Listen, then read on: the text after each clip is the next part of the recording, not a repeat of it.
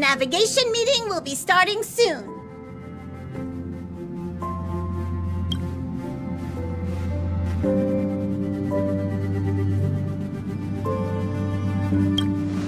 She doesn't think it's right to join in on our vote when she's only hitchhiking with us, so she's waiting in the party car. Though she did say that she believes we'll end up deciding on Amphoreus. I'm sure everyone has a destination in mind. He isn't joining us for the navigation meeting. He went to the party car to rest. Don't worry about him. An unexpected destination could be a great starting point for Sunday.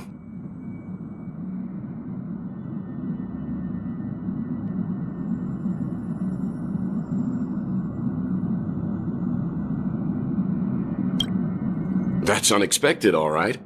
But let's not do that.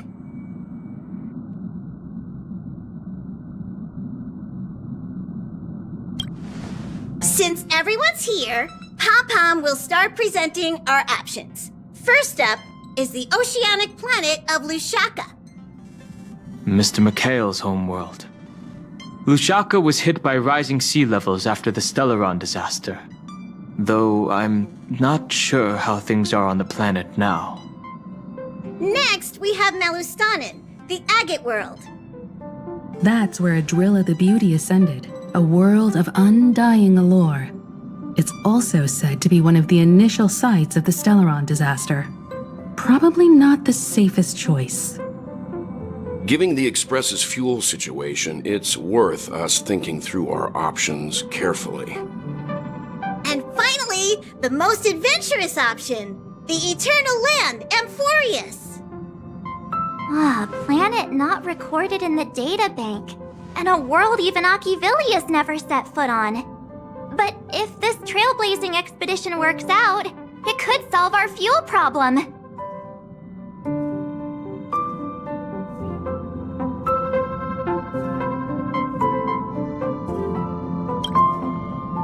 Jeez, stop messing around. We don't need a scrub. The Express is already spotlessly clean.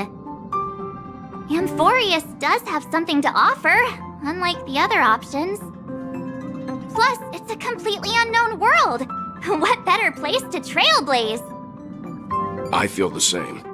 While we know nothing about Amphoreus, we know the other two worlds aren't exactly safe options. Anyway, if it's a risk we're taking, we might as well throw in some adventure for good measure. Agreed. So, everyone's leaning toward the uncharted world? It seems we've got a crew of like-minded adventurers on the Express. That includes me too. I'm for Amphoreus. Looks like Pom-Pom's voting plan won't be needed after all. It's official then. Our next stop is Amphoreus! Great! I'm looking forward to the conductor's jump announcement. I'll be in my room freeing up some memory on my camera. I'm going to have to snap tons of pretty pictures this time. Don't forget to share the good news with Miss Black Swan. I better start packing up too. Or should I go chat some more with the others?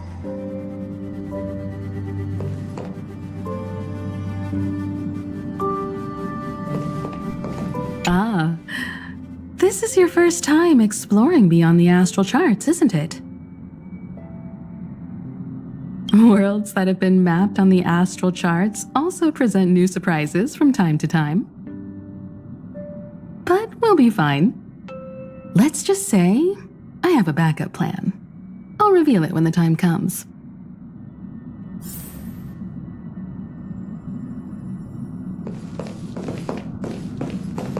A world yet to be explored by the Trailblaze. No self-respecting nameless would turn that opportunity down. Absolutely. The Astral Express has always traveled along the silver rail laid down by Achivili. We don't normally get to venture into a world beyond the knowledge of the Trailblaze. But this time, we might just get the chance to add a brand new stop to the astral charts. I don't mind telling you, I'm a little excited.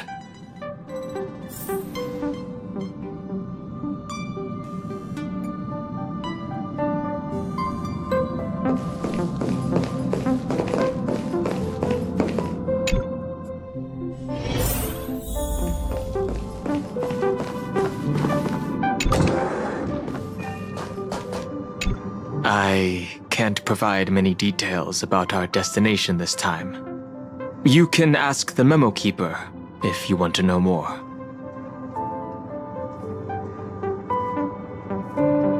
Why do you ask that? Are you feeling nervous yourself? It'll be fine. Just trust the crew. We've never had this many passengers on board before. I'm still not used to it. Why don't you head to the party car first? I'll see you later.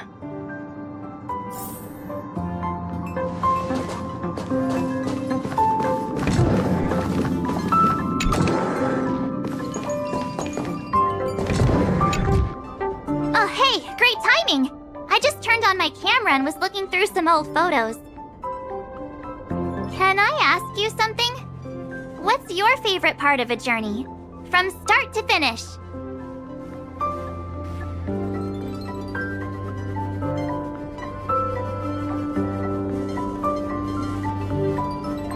Then let's go snap some photos as soon as we arrive in Amphoreus. Anyway, enough chit-chat. I better pack some extra batteries in case we end up somewhere without power.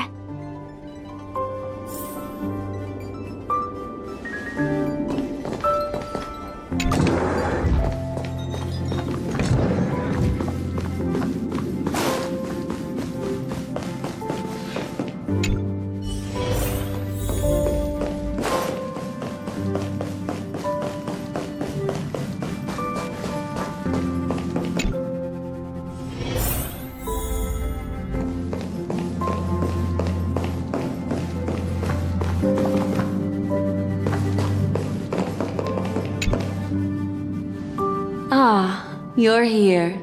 I hear the Nameless are going to Amphoreus. A very wise decision.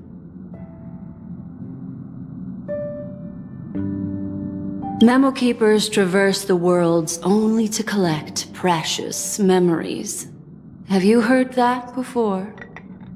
It's my duty to salvage unknown memories, and the Amphoreus that has been revealed by the garden's mirror is like a treasure inside a display case. Dazzling, yet out of reach. I need a sharp nail to break through that glass, and that's where you come in. Only through trailblazing can we reach the heart of Amphoreus, cut through the thick mist, and bring the world's memories back to light. I trust you won't disappoint me.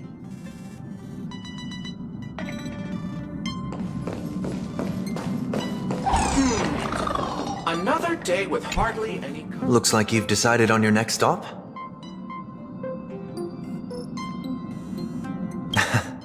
I see.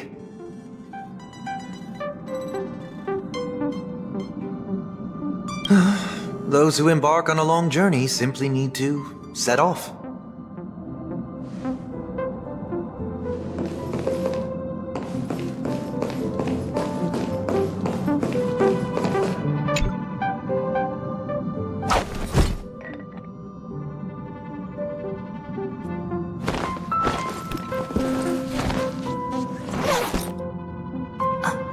Looks like it's about time.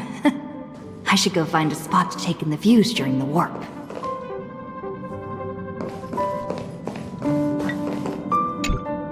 Attention passengers! The Express is about to make the jump! Please be seated and hold on!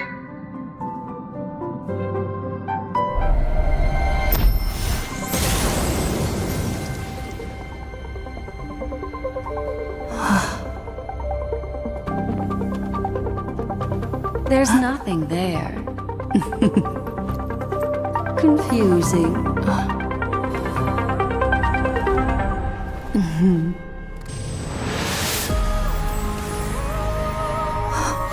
answer lies hidden in the starry sky. Here it is, the isolated world that can only be seen through the garden's mirror.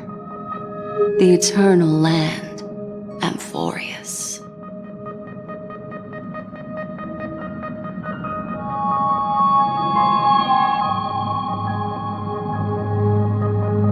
No one knows. That's what you're about to find out.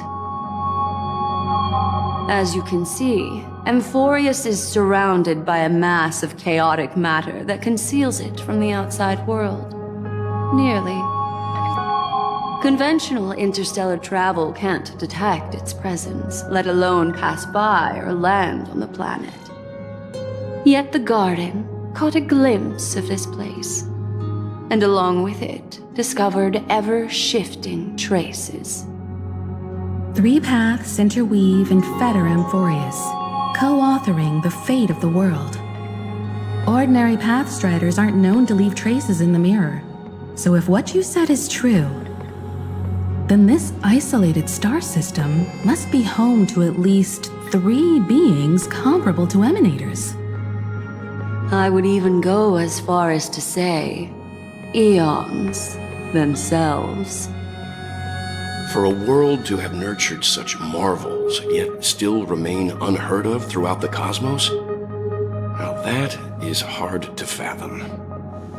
We already know one of the 3 paths to be the erudition. I can reveal the second. In fact, you've all seen it just now. It's the remembrance. I see. Then it makes sense that a messenger of the garden would be capable of unveiling Amphoreus for us. What about the final path? Unfortunately, fate is keeping the third path a mystery. I don't know what it is either. Hidden beneath the brilliance of erudition and remembrance, yet possessing enough power to rival the other 2 paths. It could be the equilibrium, the enigmata, or perhaps the permanence. I have no clue at all. This white ribbon of light encircling Amphoreus might very well be a product of the 3 interwoven paths.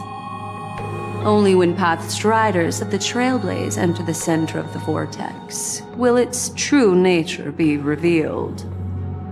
Still, we know far too little about the planet. What's more pressing is finding a suitable landing site.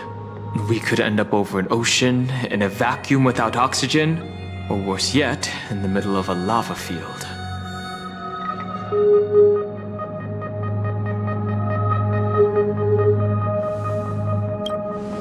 It is. Still, encountering worlds that exist which are not recorded in the databank is unavoidable. Looks like someone is all set and itching to get off the train. Wait. I think we might be missing someone. She said something about her camera before going back to her room. I haven't seen her since the warp. That's not like March. She's usually the most excited about expeditions. Let's drop by her room. Is March 7th okay? Something feels off. Please, all of you go ahead without me. I'll join you later.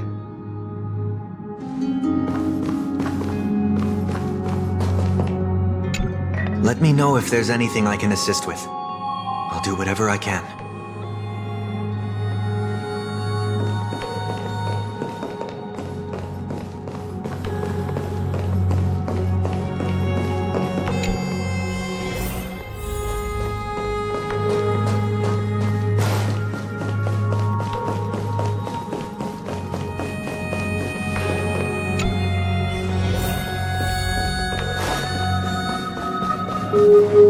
March, are you in here? Yeah.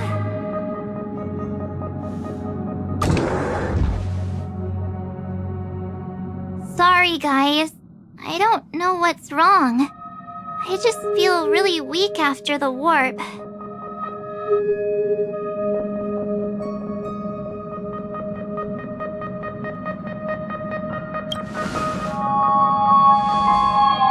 Of course not. I've been through way more jumps than you ever have. Miss Black Swan, could you take a look at the memories in this room? Gladly.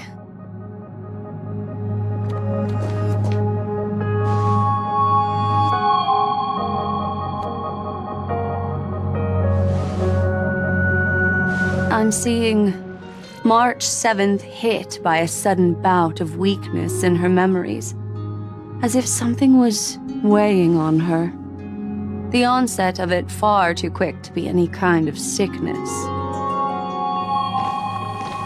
Perhaps it's the effect of some external stimulus? Oh, why is everyone here? I should have cleaned my room. I invited Sunday to help with the diagnosis. He grew up in a star system rich in memoria. When it comes to mental healing, he's quite the specialist.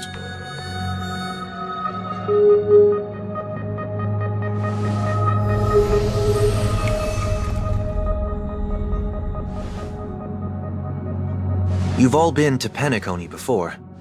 I presume you are aware of how some might find themselves in a synesthesia dreamscape after warping to Asdana. I'm guessing this is something similar. Miss March appears to be affected by a certain external stimulus. Perhaps a path, an eon, or even Amphoreus itself. I agree. That's likely the case. Why is she the only one affected? There's no way to tell at this point. It could just be a matter of time before everyone feels unwell. Before we identify the cause, my suggestion is for Miss March to avoid venturing anywhere near Amphoreus.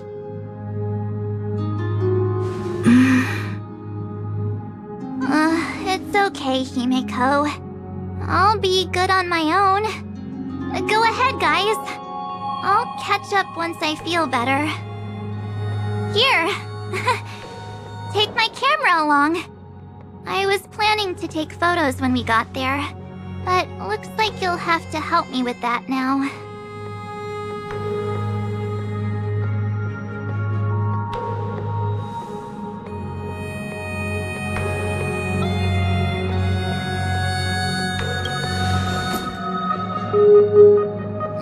No, not when my hair's messy.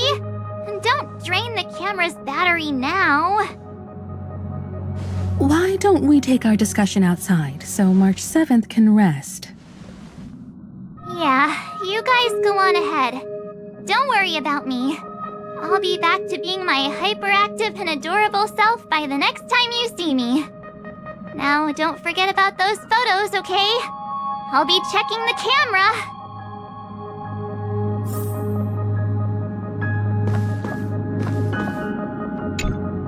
Do you think March 7th's past could be connected to Amphoreus? No, that'd be too much of a coincidence. I haven't seen anything related to six-phased ice yet. It's more likely that some kind of energy on Amphoreus affected her before any of us. I want you and Don Hung to take the lead in this trailblazing expedition. Are you up for it? I see our adventure in Penacony has helped you grow into an experienced Nameless. Amphoreus is a crucial stop, so everyone on the Express has been roped in to help in some way or another. Venturing into the unknown world is a task perfect for you youngsters. I'm sure you'll both have each other's backs. So we're staying behind to take care of the grown-up stuff. Chin up, Welt. You'll get your chance out in the field. Someone should be taking care of March 7th, too. I can do that. I'm fine with any arrangement you have for me. Great. Sounds like we're all good. Come with me to the parlor car then, you two. I prepared a backup plan before our departure, but I didn't count on having to reveal it so soon. I suppose there's a lot to do. I'll disembark with all of you this time.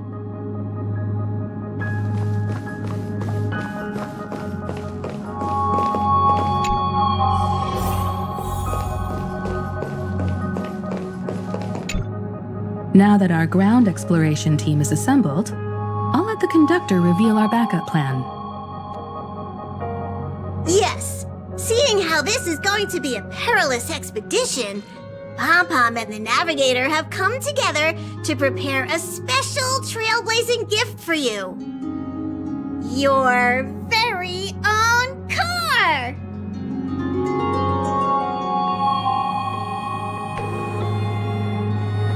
Amphoreus is outside the interastral peace communications coverage zone, so there's no chance of remote communication when you're there.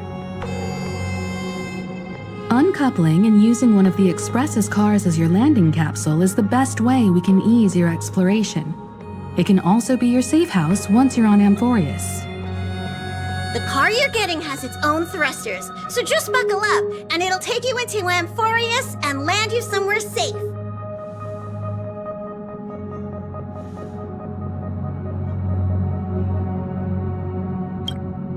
Oh, no you don't.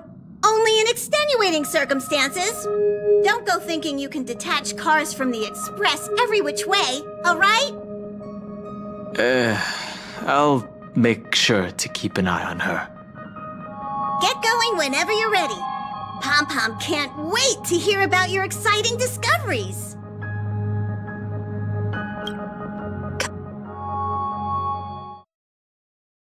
Car ready for detachment. 3, 2, 1.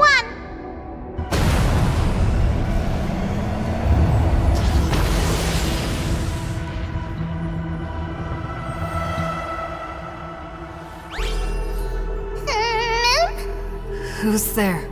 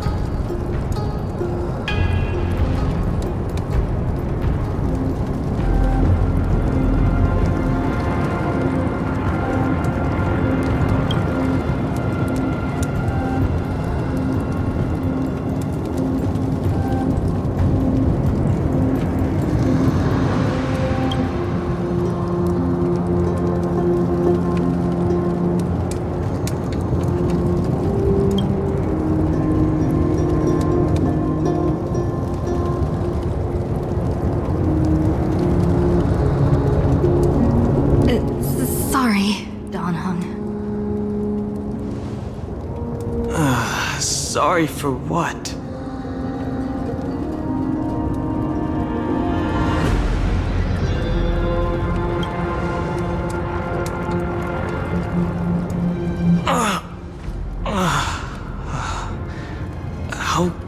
How long were we out for? You passed out when our car got hit. I blacked out too, but not before dragging you out. It's a good thing we were in the car, or we would have been crushed to pieces. We should try making contact with the Express.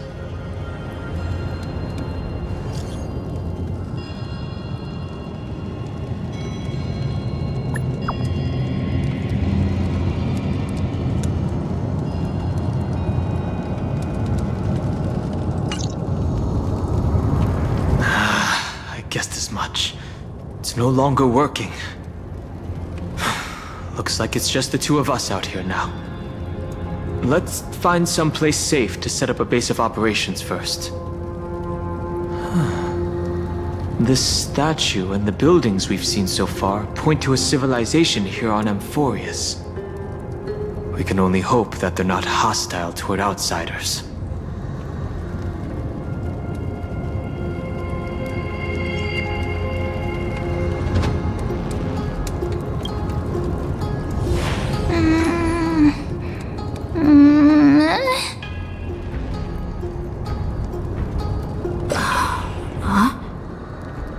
What is it?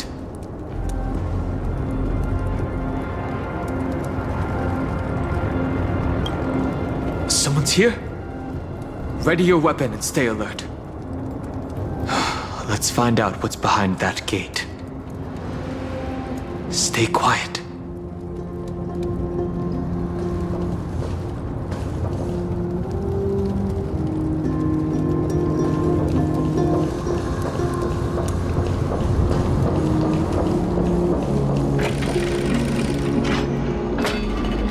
Hold on. It opened on its own?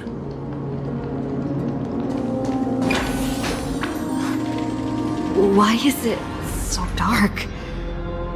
Is it nighttime already? What?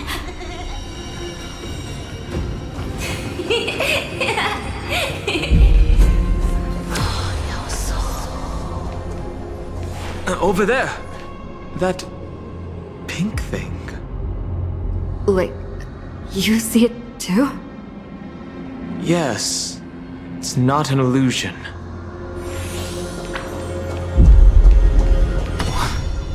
There it is again. Is it doing all of this?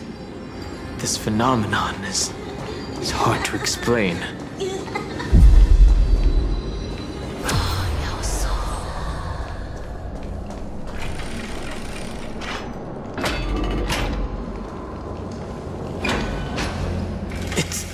Gone. That happened too fast for us to make any sense of it. Did you see what the creature looked like?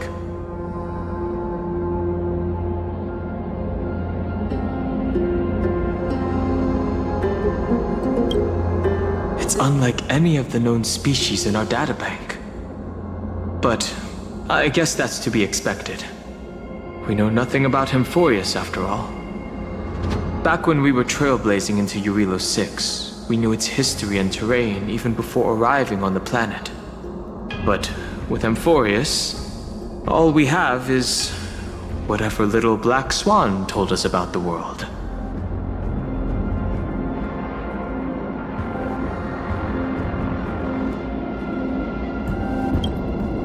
I'm afraid we must plan for the worst. Putting a potential language barrier aside, that was a powerful attack on us just now. It's hard to imagine a planet as far out and isolated as this, having the expertise to create such sophisticated weaponry.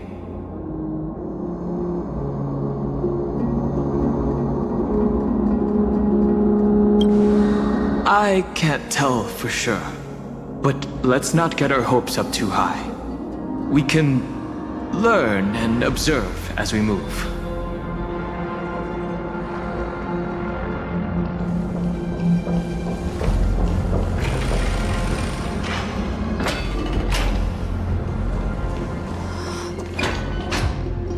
Now that's one monumental city gate.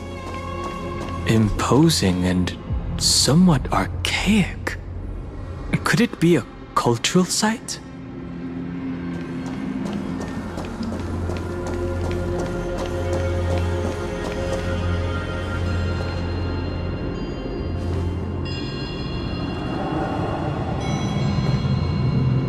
Well, it looks like no one lives in this area, and that strange creature from before is nowhere to be seen. But look at that!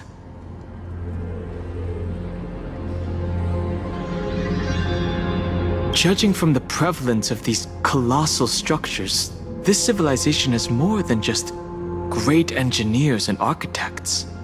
The structures also indicate a universal belief system.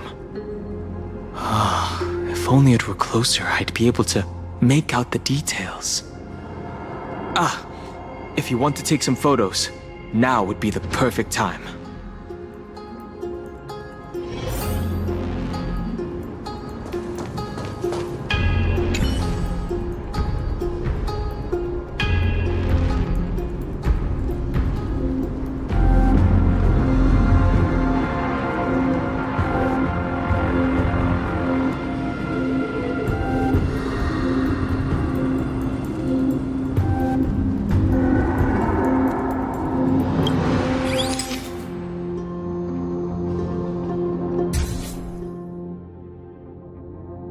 Don't forget the city gate, too.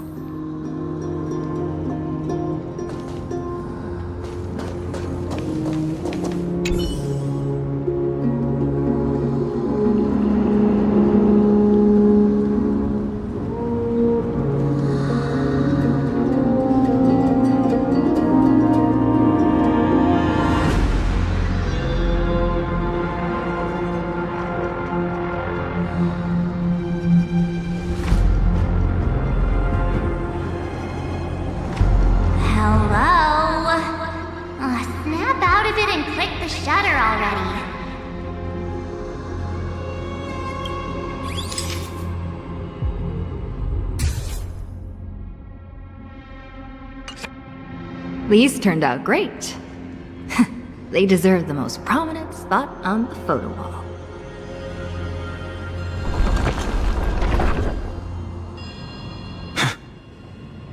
Something's wrong. Watch out!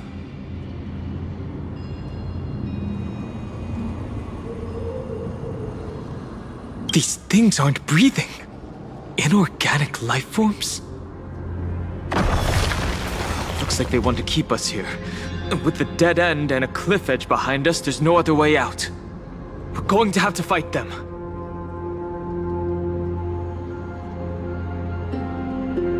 Let's do this.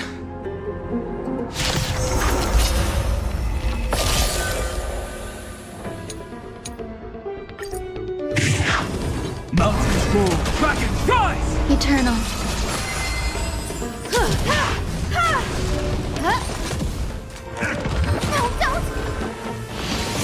Enjoying yourself?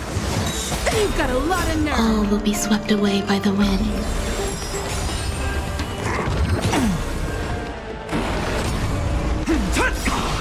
Soaring above the lands, this is permanence!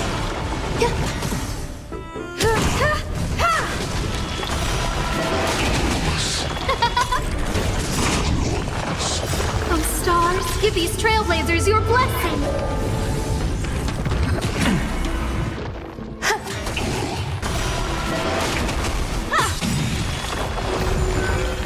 Humanity never conceals its desire to control the heavens, and I'm no exception. Existence is unity.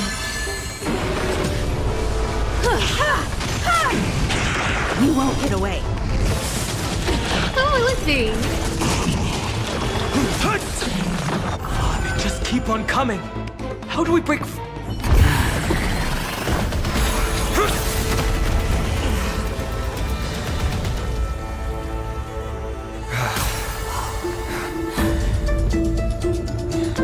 Look out! You've got something interesting.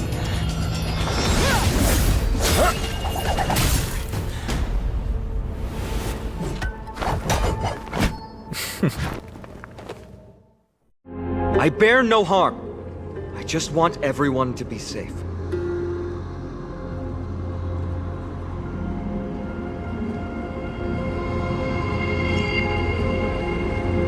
Everyone to be safe? Roaming around a place like the Abyss with weapons in tow is a show of provocation. Those soldiers are minions of the Strife Titan. They're not known to stop until all invaders fall under their feet. If you continue brandishing your weapons, you won't only be putting yourselves in the crossfire. Their looming blades will come down on the heads of the innocent. A civil approach gets your message across all the same. It's difficult to tell if you're friend or foe when you appear out of thin air. Even without your weapons, a great power still lurks within you. I could be putting myself in harm's way for all I know. I'd be unwise not to take precautions. So, care to share the reason for dropping in on us? Visitors from above. Fine on, look what you did again! Taking off only to get yourself into trouble? Ugh, you even ruined his weapon! I've really gone and done it. This is no way to be treating strangers! I was just trying to fix our problem in the safest way possible. How is this safe? Hello, friendly strangers. Let's all simmer down and cool our jets. We're all humans here. No need for things to get so heated. Snowy's just worried you're baddies from above, but we know you two are nothing of the sort. Oh, right, you don't know us yet. We are Treeby from Yanisopolis, and this is Snowy. Hurry up and apologize to them. All right, if you say so, Treeby. I apologize for my earlier behavior. I was overly wary because both of you landed in this tumultuous region. Put me on high alert. I understand. We are Trailblazers from beyond the sky.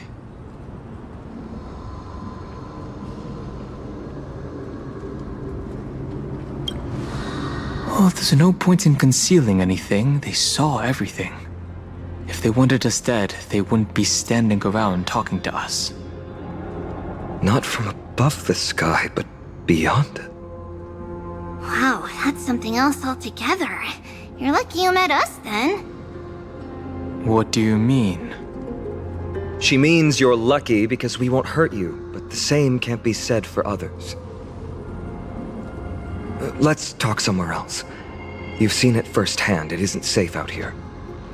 As you saw, there are still many refugees who haven't been freed in the temple. We're here to rescue and escort them to the holy city, Akima. They're the reason I had to be absolutely sure you were not here with ill intent, and why I wanted you to put away your weapons. If something were to occur, they would have no way of protecting themselves. I'm Finam, from Ides Elysiae. Sorry if I offended you just now.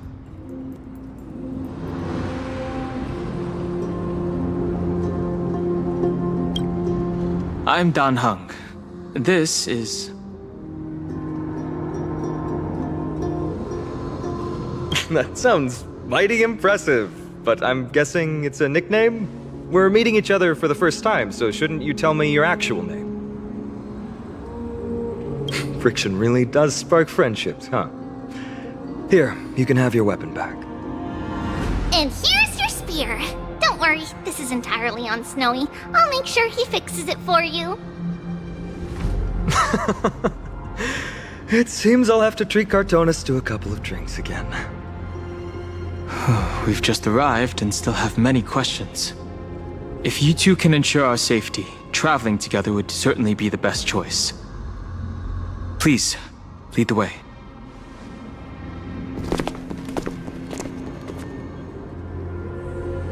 How do you view the situation?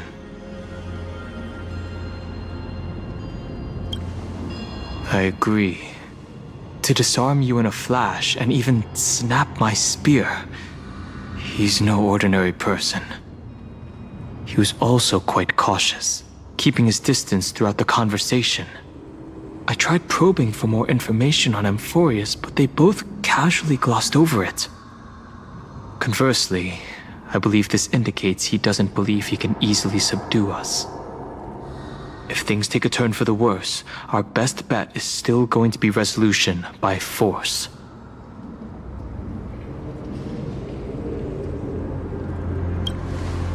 Yes, the timing is suspect too. The spear that destroyed our car is definitely man-made. I suspected they might have staged the encounter, but these refugees, they're clearly not pretending. For now, it's it's reasonable to assume that they're not on the same side as the attackers.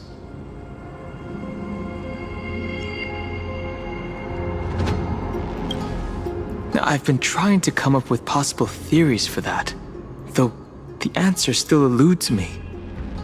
Perhaps, like Eurylos 6, Amphoreus was served by the Silver Rail eons ago?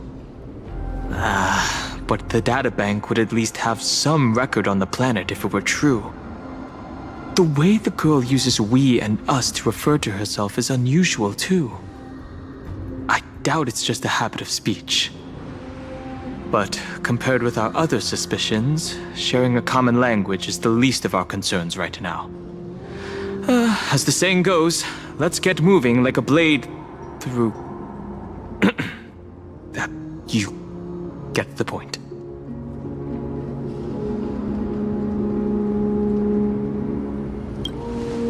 Though losing the spear is unfortunate, we gained some important insight.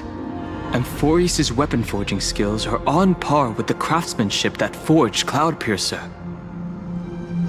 Looks like this world is nowhere near as primitive as we had first thought. Perhaps they have more to surprise us with at this holy city they mentioned.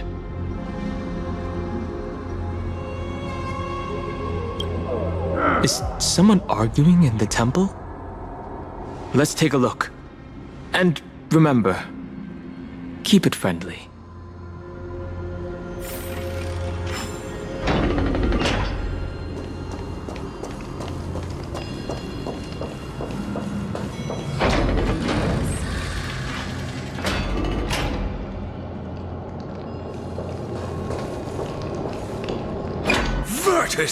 You acted on your own to ask the Chrysos for help? To bring us into their so-called holy city, no less. We are priests of Yanis, born as footless birds. How could we possibly endure being confined to one place? We've lost far too many to Nikador's forces, Mr. Noldus. I only want for everyone to settle down somewhere safe and to be able to sleep soundly. Lose your faith, and you lose everything. Do you seriously think you can seek shelter in Akima? Nowhere is safe with the end times looming. I've said my piece. Leave if that's what you want. Everyone else is staying in this temple, where we enjoy the protection of Yanis, the Gate of Infinity. Don't make this decision in haste, sir. I appreciate the concern, esteemed Chrysos heir. But please, respect that we have the right to choose our own fate.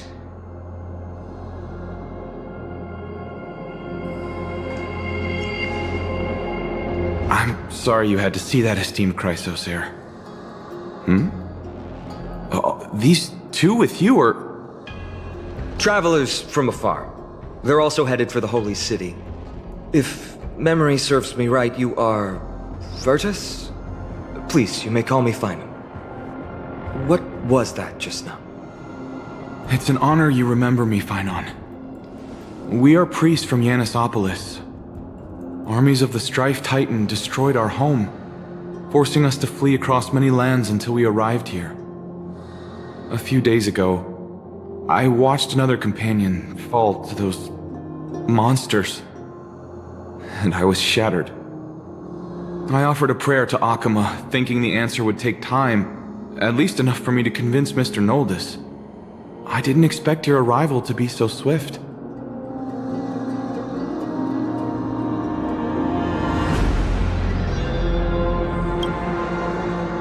The Elder spoke of the end times just now and claimed that no place in Amphoreus is safe.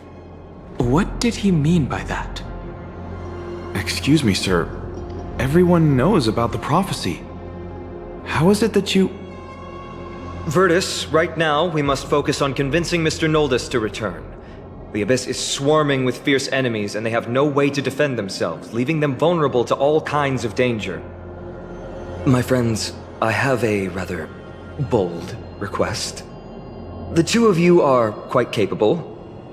Might I trouble you to fetch Mr. Noldus? Treeby will join you. She can also answer any questions you may have.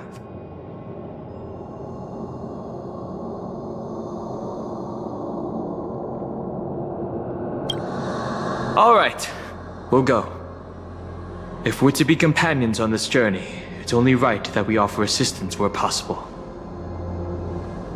You two are truly honorable. I'll stay behind to guard Virtus and the rest. Go quickly and come back safe.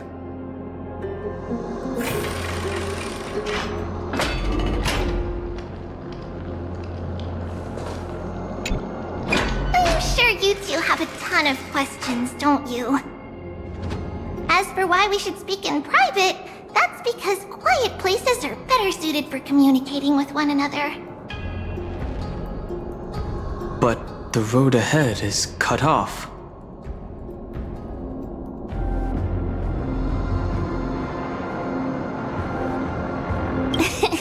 Judging by your reactions, you aren't lying about being newly arrived travelers. In that case, don't blink or you'll miss the next part. Also, Snowy wouldn't dare make plans for us. It's more like the other way around. Alright, silence please! We are about to summon a miracle. We, thy humble descendants, doth surmount the myriad of passages of Yanis to stand before thee and receive the scales of judgment. O selfless arbiter Talantin, declare us innocent in the name of the law. Weigh the fruits of the present in exchange for the sweetness of the past. We summon thee, Orynyx, to lift thy curtain of memory. Once again stir the ripples of past reverie.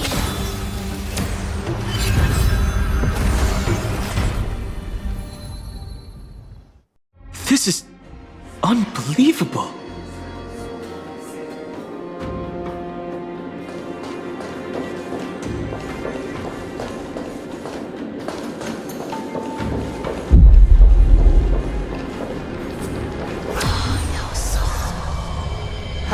How is that possible? Did Orynyx's prayer fail? My two friends, don't stray too far away from us. Stop panicking.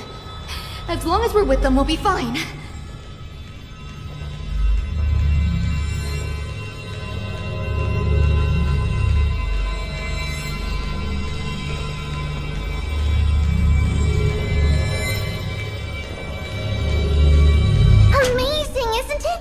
Now that we're here, we can speak in peace. Huh? But why does it feel a little too quiet?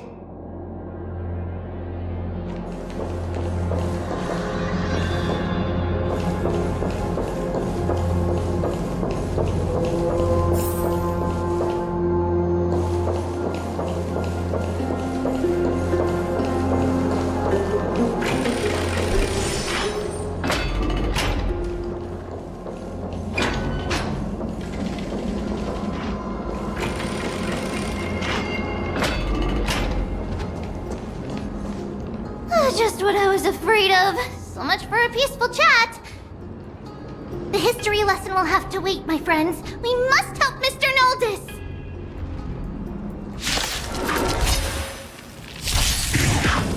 Mountains move, Blackened skies! Soaring above the lands. This is permanence! You both have impressive fighting skills. Will be swept away by the wind. It would be better if I still had my weapon. Oh! Sorry. I need it to be better.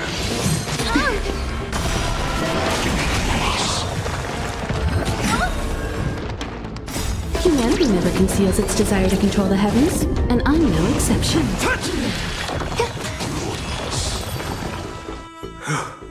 Oh, thank you. The three of you saved our lives. Mr. Noldis, Virtus was right. It's too dangerous for all of you to be here. Please, come back to Akama with us. I believe I've made my stance clear, my child. Us priests would rather die in the pursuit of faith than live in a foreign land.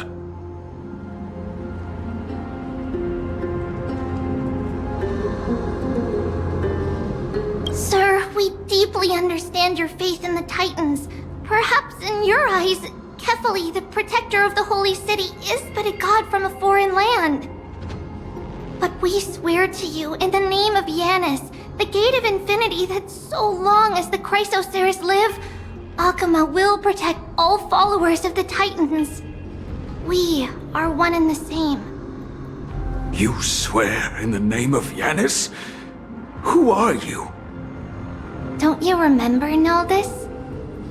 Our name is Trebios. What? You're the High Priest? Why do you look like a child? Oh no, to think that I, a mere tribal priest, dared lecture you on faith. Oh, how ludicrous! Please, forgive my transgressions. Naldis, we do not wish to force you, but please think of the people in your tribe. The young place their trust in you, just as you place your trust in us. If you stay, they will remain here too, doomed to fall under Nikodor's spear. If that is divine will, then I have no reason to disobey. High Priest, please guide us once again as we spread our wings on this long journey. Ah, Mr. Naldis. I'm glad you're all right. Virtus, I still disagree with your methods, but it doesn't matter now. Let us place our trust in the Chrysoceres. The Dromus caravan that's supposed to meet us isn't here yet, so let's all rest where it's safe for a while. Regrettably, our questions are still unanswered, and now we have even more. And now that things have calmed down, perhaps you two can find the time to answer a few of them? Of course. Please, come this way. I see you've both been made aware of our troubles. I'm grateful for your understanding, so in return, please ask me anything you wish to know. Just as the word implies, it's the time of strife before the world meets its end.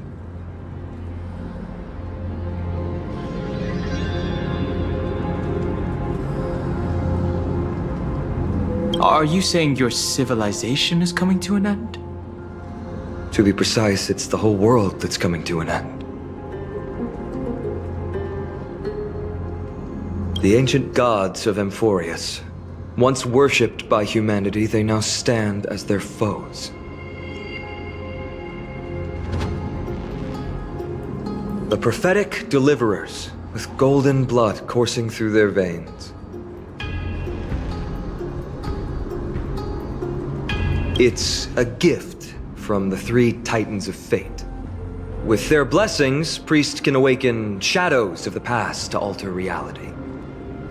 You're putting it too lightly. Don't make miracles sound like a tool you can simply use at will. Your answers are too concise. I'm sorry. I guess I'm not good at telling stories. Yet a tedious and overly long explanation isn't ideal either. Let me think. Oh, right! Virtus and the others are priests from Yanisopolis. They should be adept at playing the lyre. How about playing a song for our two friends? There's a ballad that's been passed down in Amphoreus since ancient times!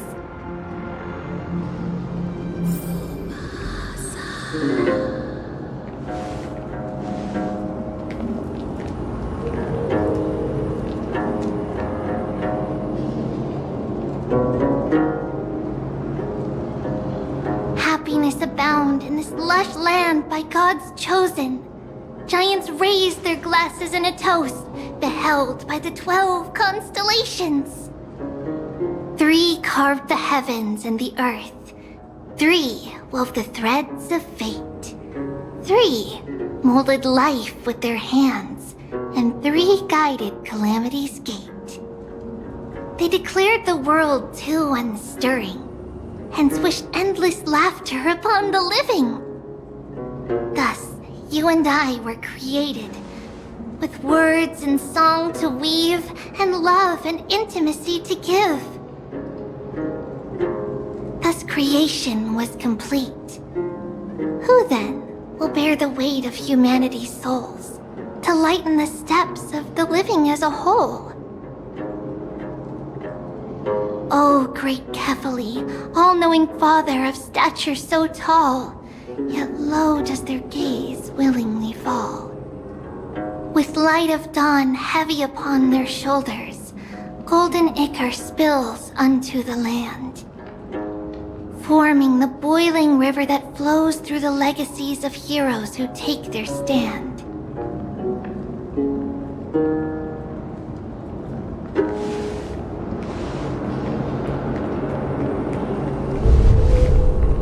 Huh?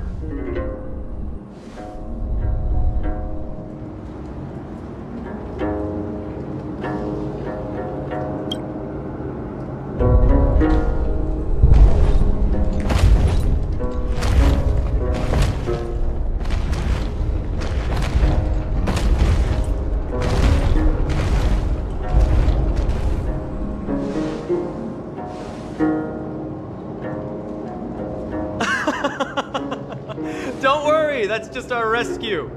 Time to get up, everyone!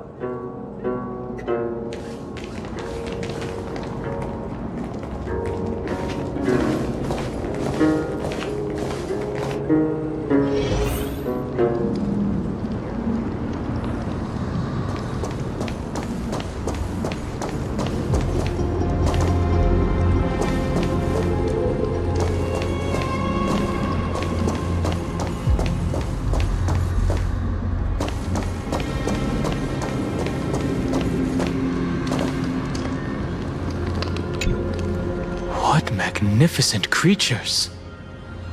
These large, mild-mannered creatures are called Dromas. They're humanity's most loyal companions. We'll be relying on them to get us through the rugged mountain roads on the way to the Holy City. Dromas are very docile. Even first-time riders can steer them easily. Here, give it a try. Remember to hold the reins tight.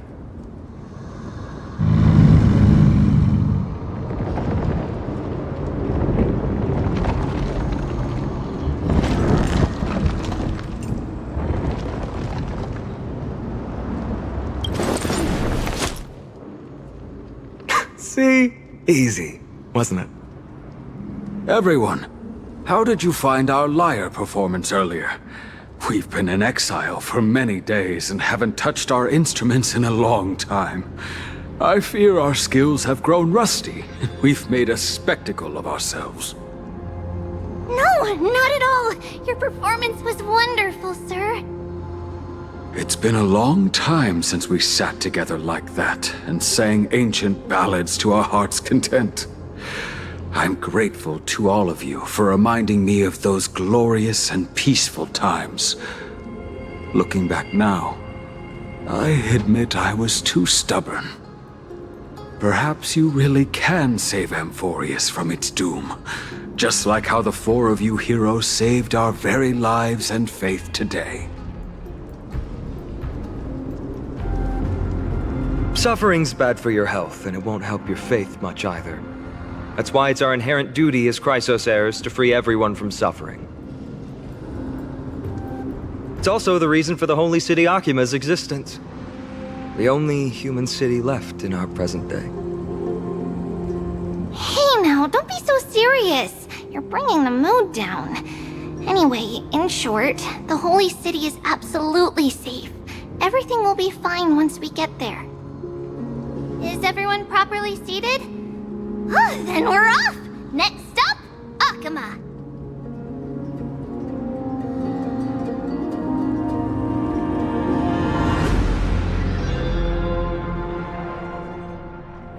Hey, wake up! Something's going on! The city's under attack!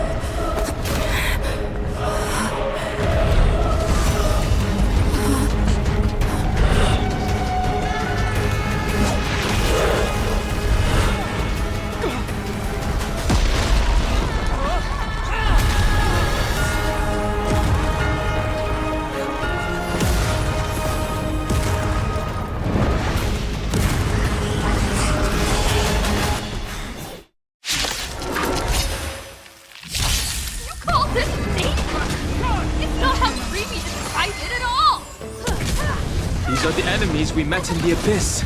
It seems this attack is also the work of the Strife Titan.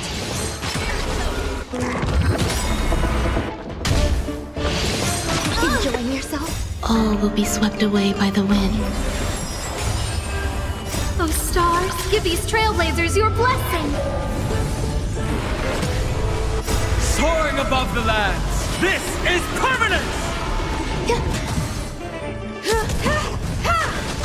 Who will it be?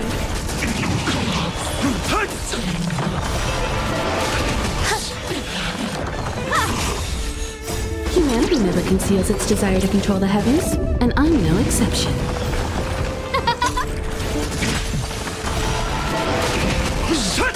Existence is unity.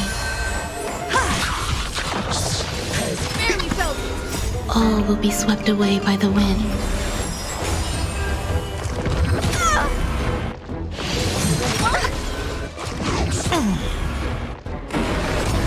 Who will it be? Oh, stars, give these trailblazers your blessing!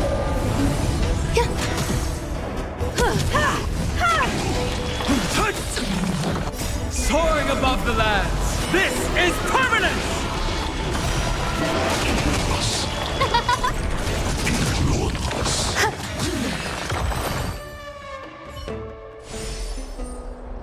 You both fought so bravely.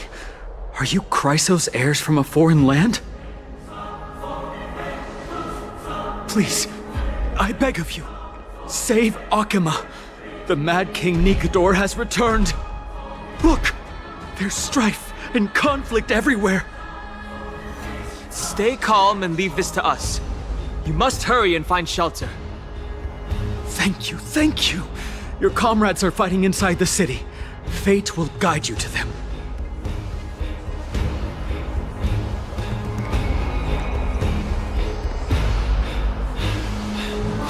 I expected the Holy City to be a strong sanctuary, but things are less peaceful than I thought.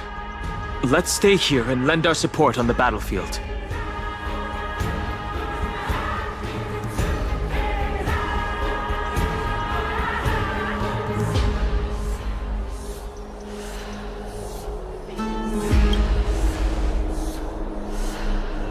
I don't think so. These Titankin have obvious differences to the Antimatter Legion. Our priority now is to find Finan.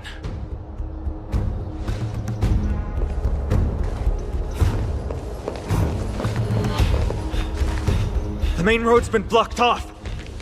Treeby? Don't panic. Leave this to us. I summon the Oryx!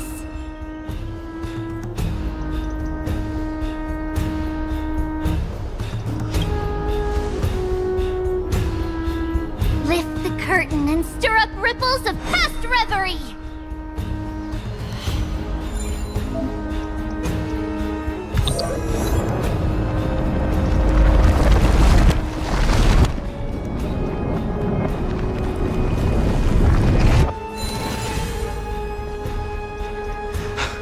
How's the situation? It's you two. I'm sorry we got you involved again. I never expected Nikador to lead an army and launch a surprise attack on the Holy City at a time like this. They and Kefali have always been mortal enemies, but now they've gone mad like a vicious beast.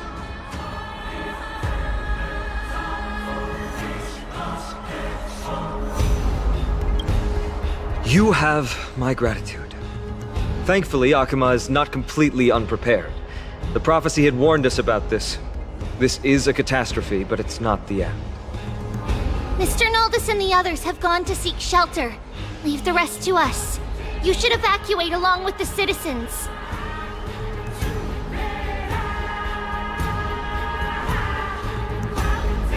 I don't doubt your skills, but... Very well, but please remain by my side. These pests can't hurt you, but our companions, those known as the Chrysos heirs, their attacks do not discriminate between friend and foe.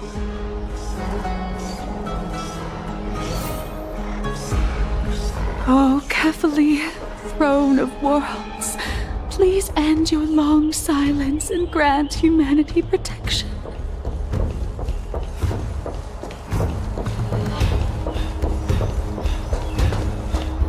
What are you doing? It's not safe here. Seek shelter, quickly.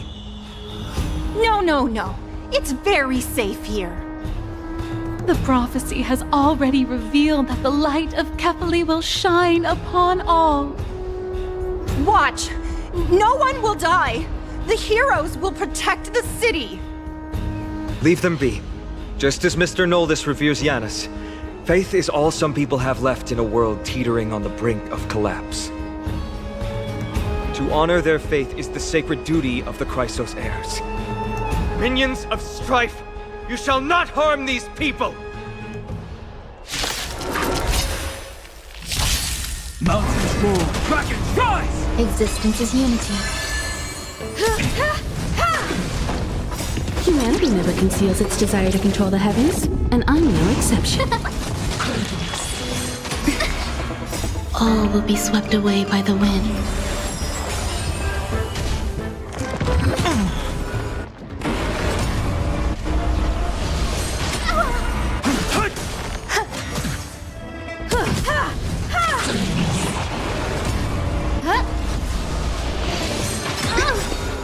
Soaring above the lands, this is permanence!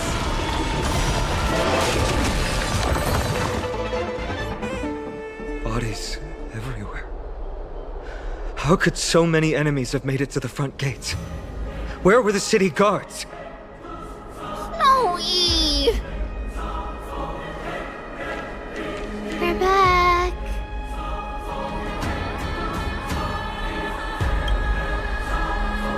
We are Trian.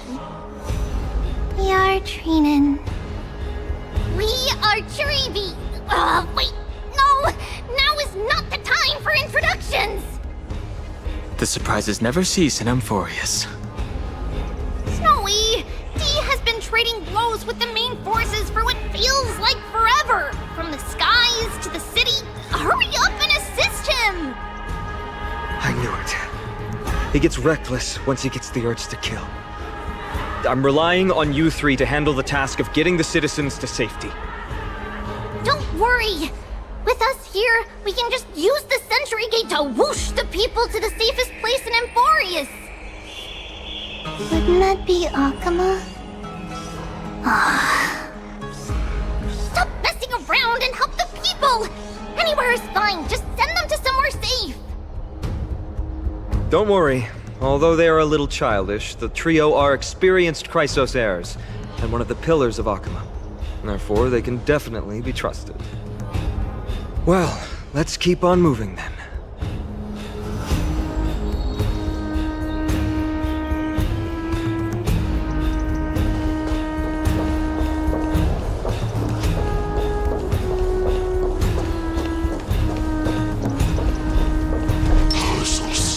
A will of metal and stone. A will of metal and stone. A will of metal and stone. A will of metal and stone. The prophecy of Lady Trina has come true! Lord Finan! You're finally here. Quick, save the Grand Craftsman. He's surrounded by enemies! What? Cartonus! Hang in there!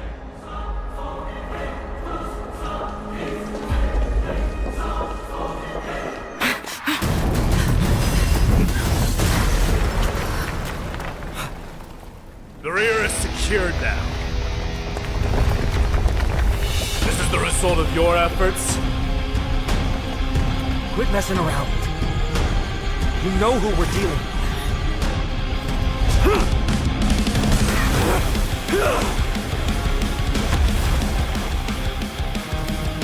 Carelessness will be your downfall. Deliver. Mere child's play. A true fight between us would shatter them with the aftershocks alone. Are you talking to me? Who are you? Enough, Mighty. Are you trying to destroy the Holy City? Humanity never conceals its desire to control the heavens, and I'm no exception.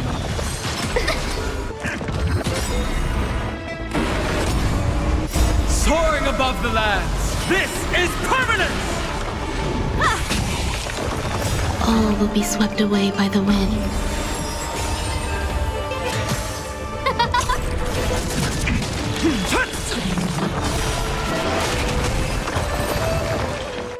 Cartonus! Phainon. I'm glad that you're okay. As for you, Mighty, if I'm not mistaken, shouldn't your responsibility be protecting the citizens? What is that supposed to mean? Who are you implying isn't a citizen here?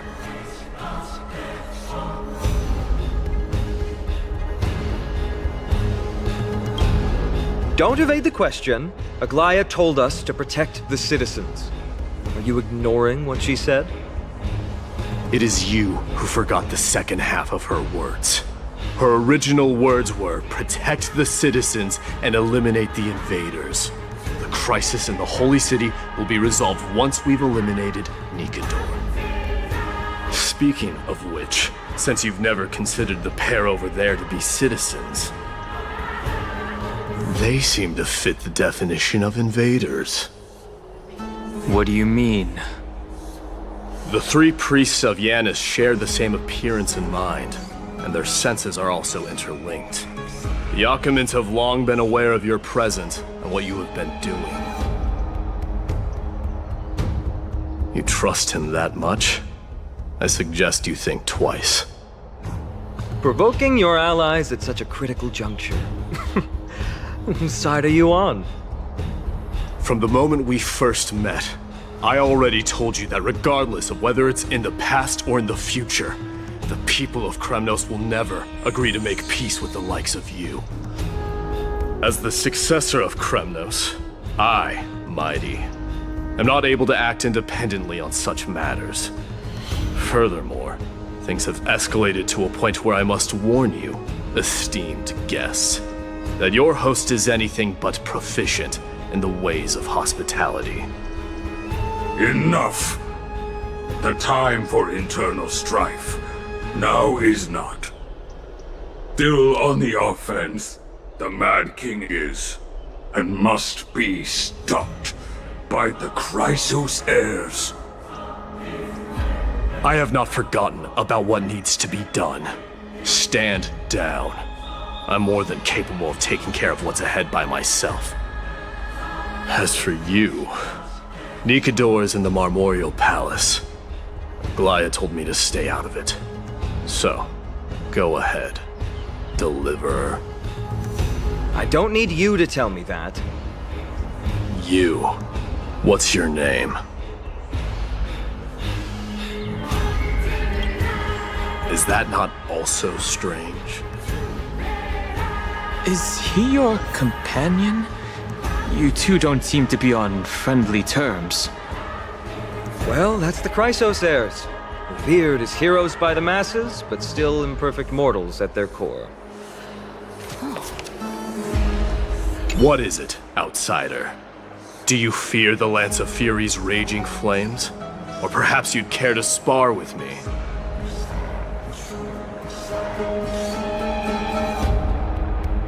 Avoid getting too serious with Mighty, because he means every word he says. That is true. Of this, you can be assured. I'm sorry. We were not quick enough. It's not too late. Leave it to us. Go, Phainon. Thankfully, no one was hurt. I hope that Mighty doesn't act on his words. After all, he's an exemplary fighter. If he's dead set on doing things his way, I fear not a soul could prevent it. Not even myself.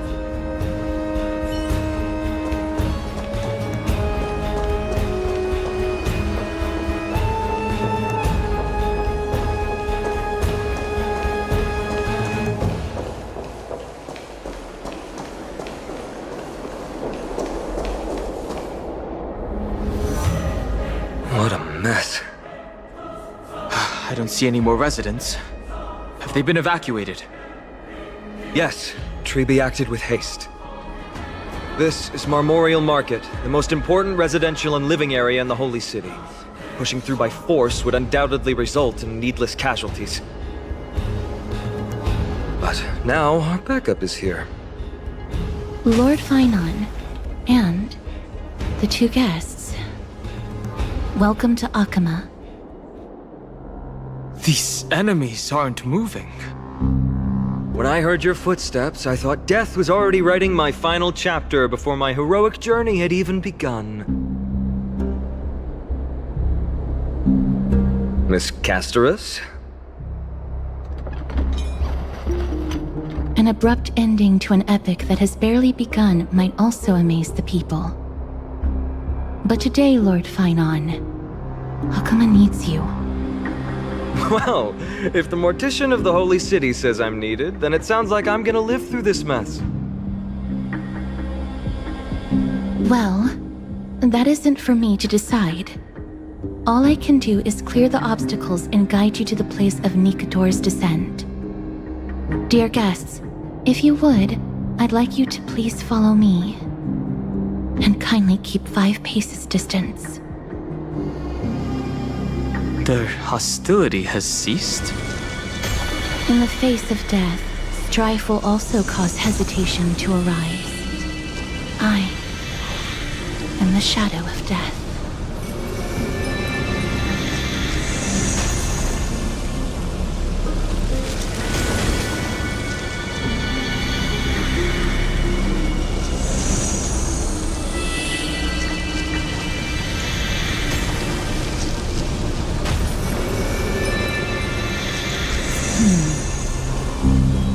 There are also some enemies who are difficult to subdue by presence alone.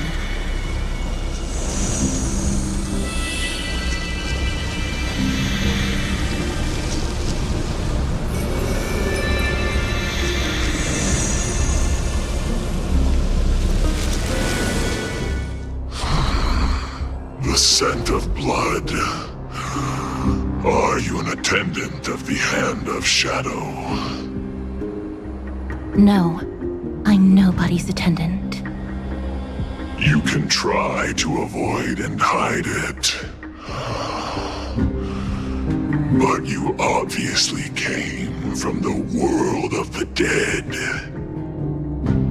Akama, Chrysos heirs. What cowards!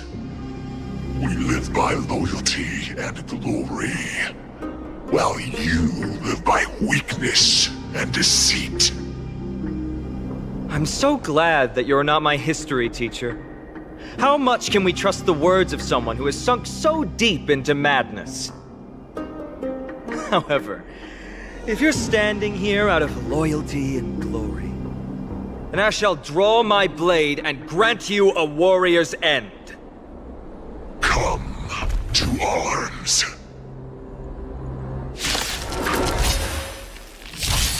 Mountains roar, Blackened, rise! Existence is unity.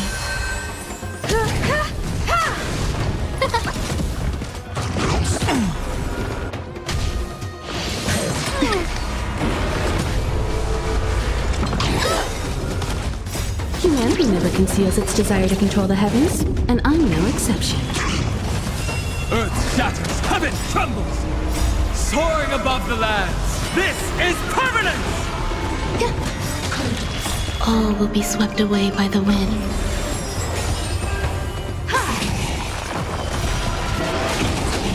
Who will it be? Oh, stars, give these trailblazers your blessing!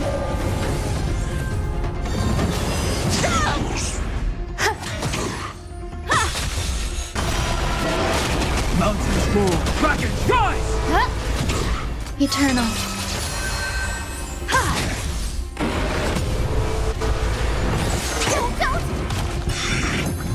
Earth shatters, heaven trembles! Soaring above the lands, this is permanence!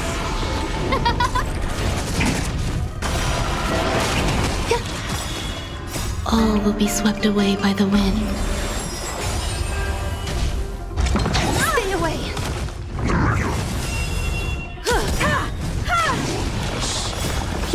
never conceals its desire to control the heavens, and I'm no exception. Oh, stars, give these trailblazers your blessing!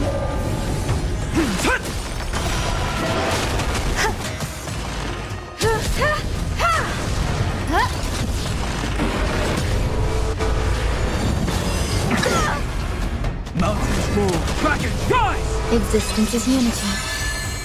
All will be swept away by the wind.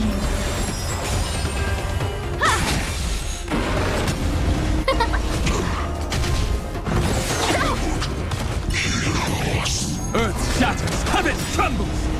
Soaring above the lands, this is permanence!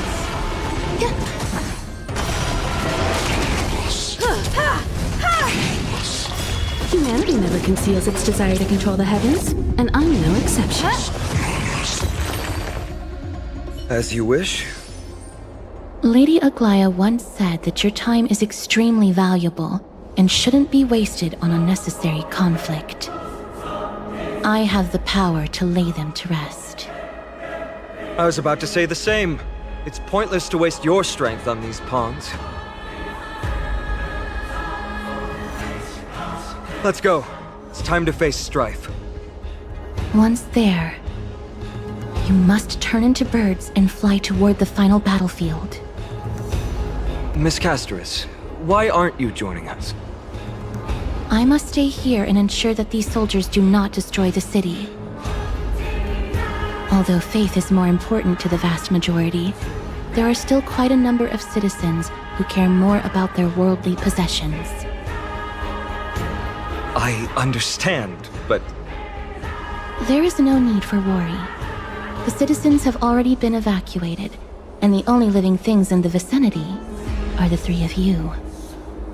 As Lady Aglaya instructed, no civilians will be affected by this. Do excuse my impropriety. Well then, I'll see you later, Miss Casterus. Then, could you all quietly leave?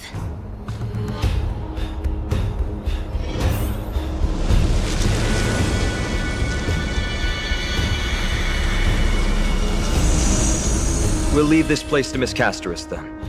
Let's get a move on.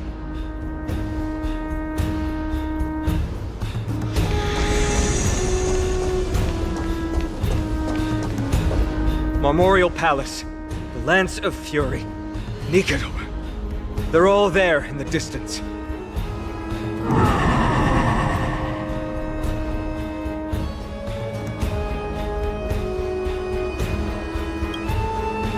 What a horrifying battle cry. Is that a Titan? That battle cry once crushed all in its path. It knocked down foes and allies alike, leaving people as fragile as reeds in a gale. My limbs trembled uncontrollably as my weapon clattered to the ground. I could hear nothing but the frenzied and shameful beating of my own heart. Fear. This is why the Strife Titan is revered. If a warrior can face this terror and still step forward, no trial thereafter can shake the weapon in their hand. You two, if you wish to retreat, this is your final chance to do so.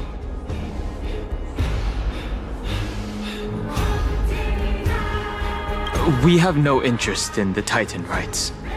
As Trailblazers, lending a helping hand to unfamiliar worlds is simply our duty.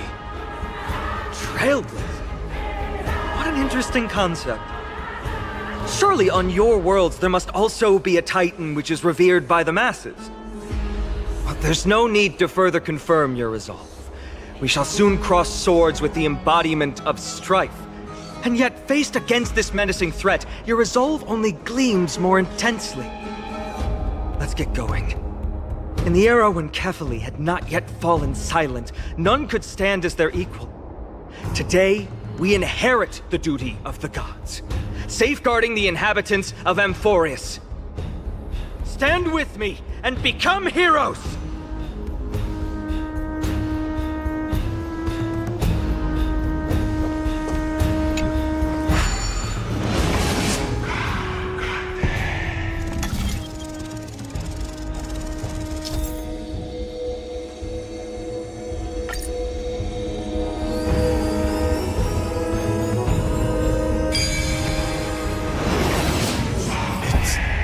deathly silent. Deathly silence is the proud resonance of Nikador's war drums. Behind this watery veil awaits the arena of conflict.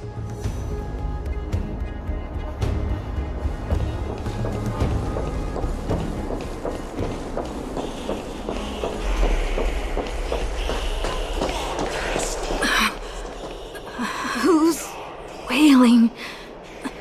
My head feels as though it's being ripped apart. Stay strong! Recall your convictions and everything you hold dear. If you can't do that, then think of death. For doing so might actually keep you alive.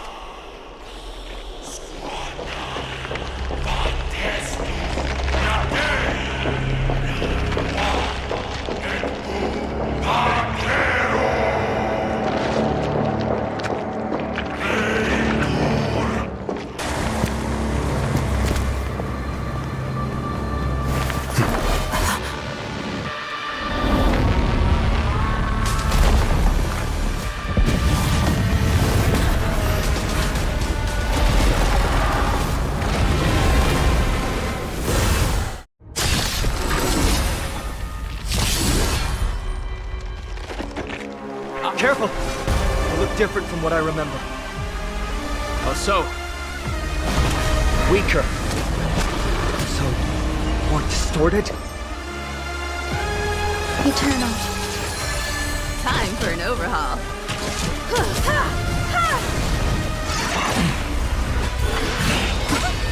No manners, huh? Everything's ridiculous. Oh, stars, give these trailblazers your blessing.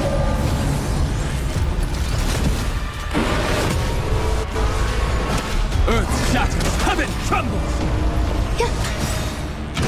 Every petal, all will be swept away by the wind.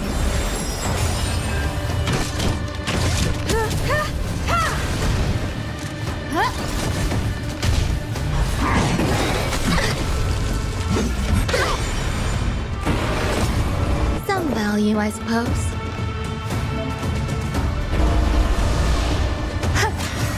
My purpose is to protect.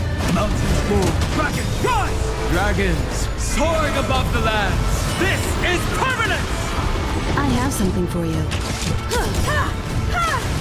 Perhaps you still don't. Humanity never conceals its desire to control the heavens, and I'm no exception.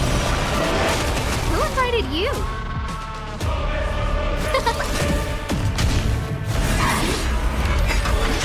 Enjoying yourself?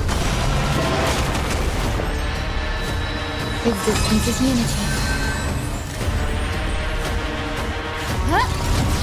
My strength.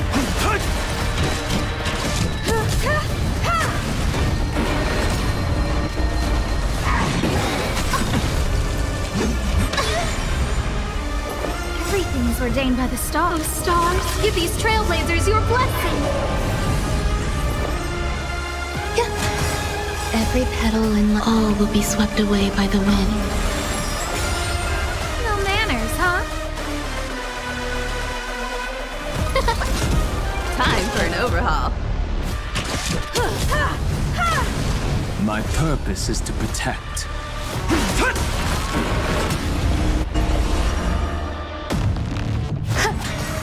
Who invited you? Who will it be?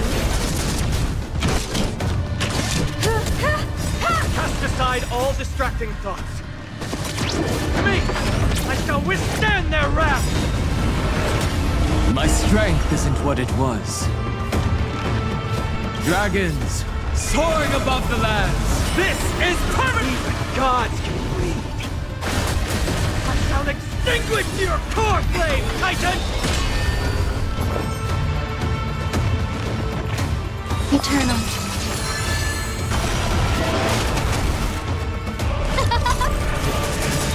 I have something for you. Everything's ordained. Oh, stars, give these trailblazers your blessing.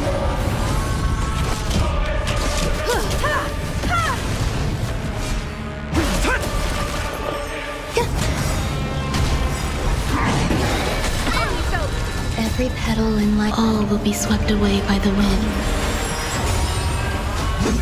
Stay away.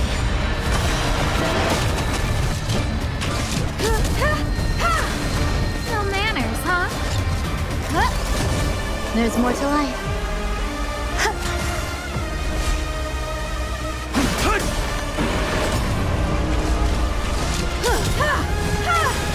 Perhaps you still don't understand. Humanity never conceals its desire to control the heavens, and I'm no exception.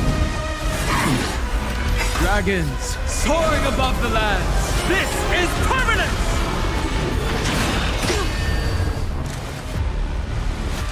Who will it be?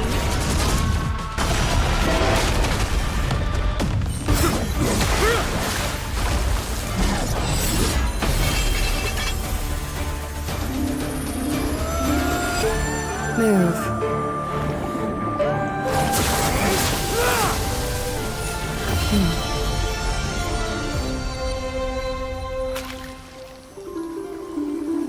This is not the true Nikador, just one of his many godly forms. The Coreflame isn't here.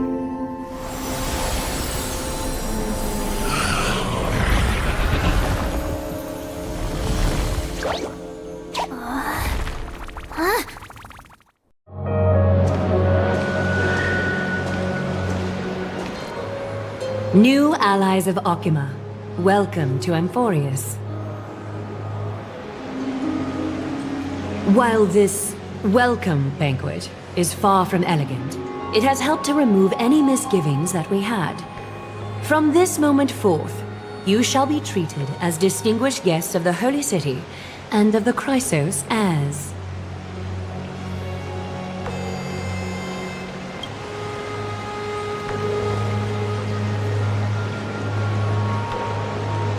Lady Aglaya, your eyes.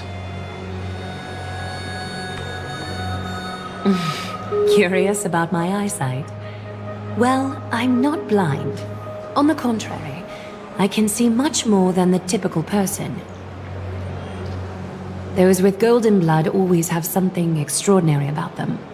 For me, it's perception. I don't need light to measure the world. The wind carries messages along golden threads, delivering countless sensations to my fingertips. Just like how at this present moment, the virtues possessed by the both of you have turned into a warm current that pleases my skin.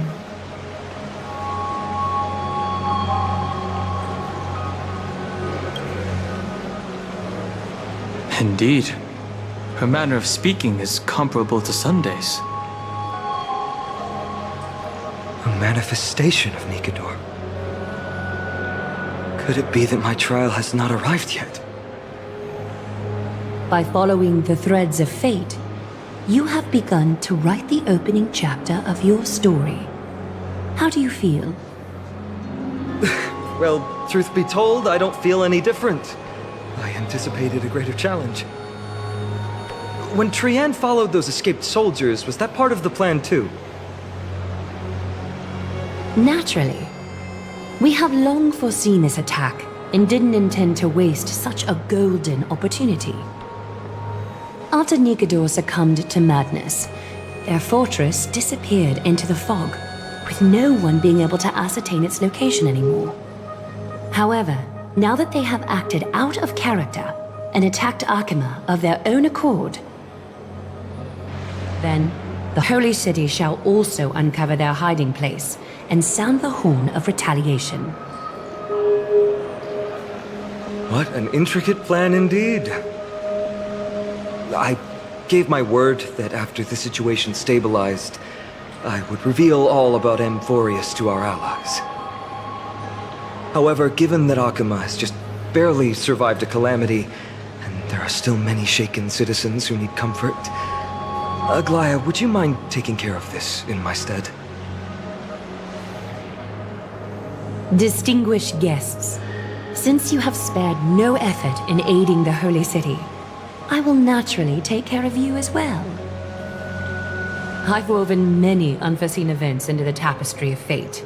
This is but one instance. You two can find me at Marmorial Market after you've grown tired of listening to her tales. In any case, I owe you my hospitality.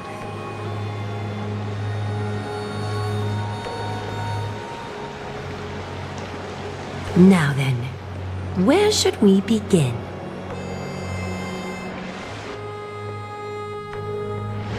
Lady Aglaya, could you give us some time?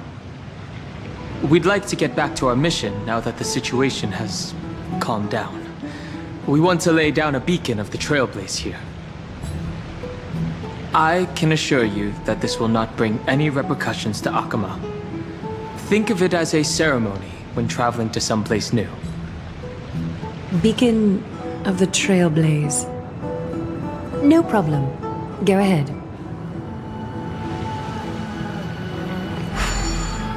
With this space anchor on Amphoreus, we've taken yet another giant step on the path of Trailblaze.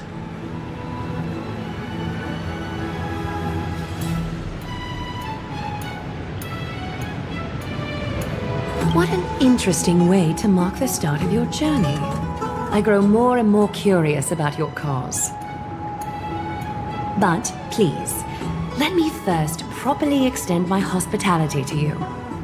The conversation we must have will likely be quite lengthy, so why don't we go somewhere more suitable for that?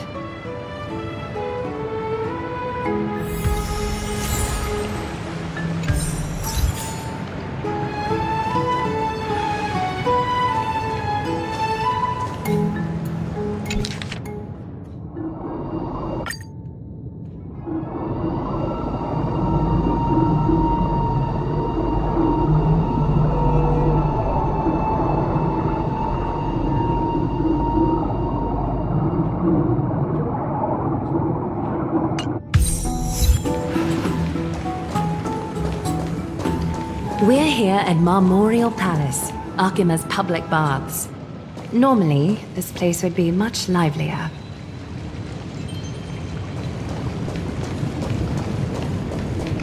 This is a good place for our chat. Both of you are new here, so it's only natural to be confused about the prophecy, titans, and Chrysos heirs that have been mentioned in passing. But I'd like you to learn about Amphoreus' history before I tell you more. Sprites are excited to begin. This bath contains spirit water that has been blessed by the Ocean Titan. It can guide you back into the distant past. Go ahead, step in, and listen to what the comforting ripples have to say. If it'll make you feel better, I can avert my gaze.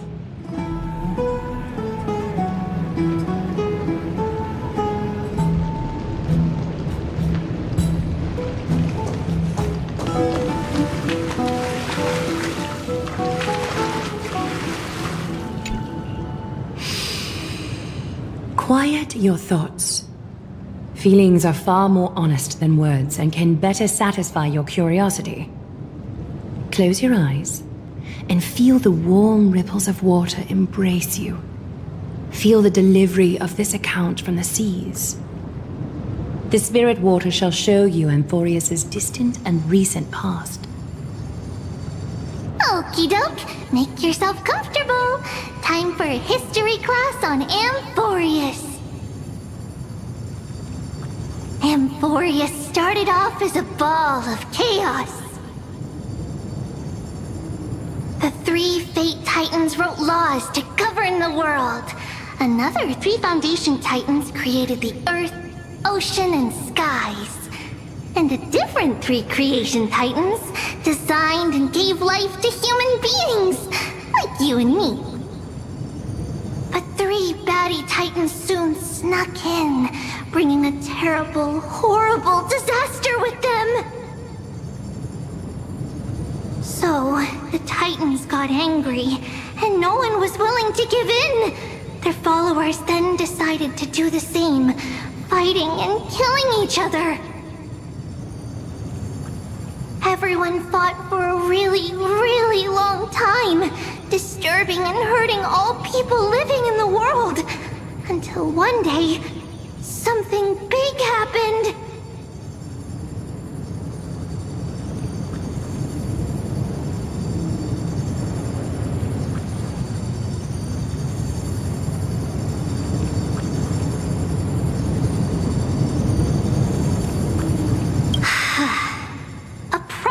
appeared on Amphoreus. Something no one saw coming. The tripartite prophecy says there is only one way to stop this war. Assemble a band of heroes powerful enough to take on the 12 Titans and reignite their core flames. Only then will their divine wrath abate and peace return to the world. We know this band of heroes by a certain name. Any guesses? That's right! The Chrysos Heirs! So, here's the takeaway. Eat well and train well, so you can grow up into a powerful hero and do your part for Amphoreus! Is something else wrong?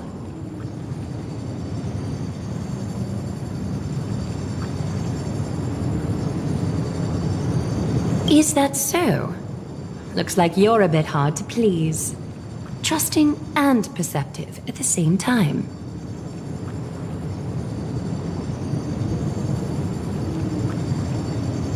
Rough patch. That's a mild way to put it.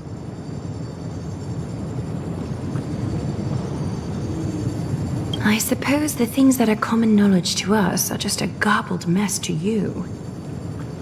If we want to straighten out the threads of this world, perhaps I should explain things to you myself.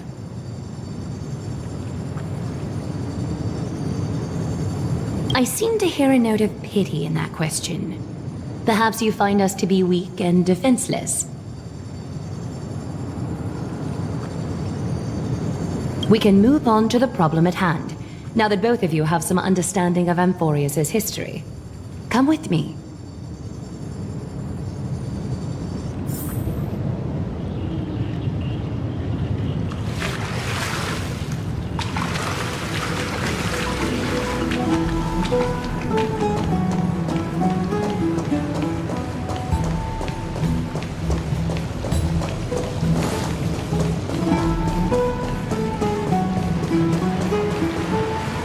Please, give me a moment.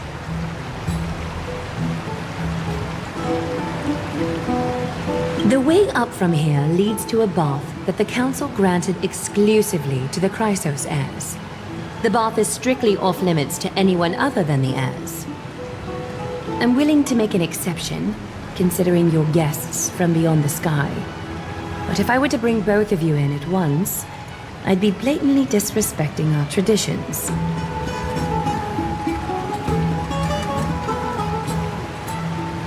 It's probably more of a hero's privilege.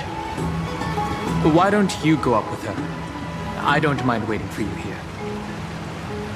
You have a very considerate partner. Follow me then.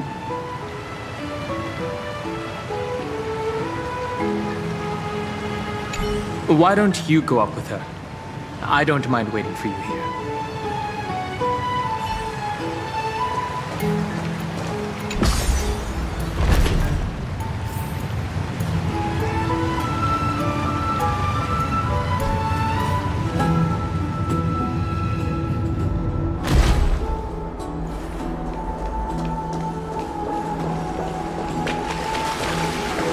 Take a seat.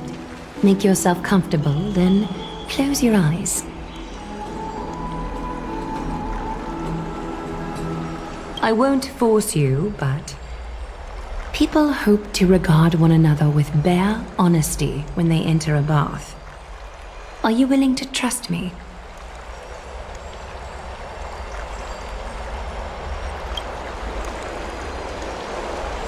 Thank you. You can also move a little to your left. The water is warmer there.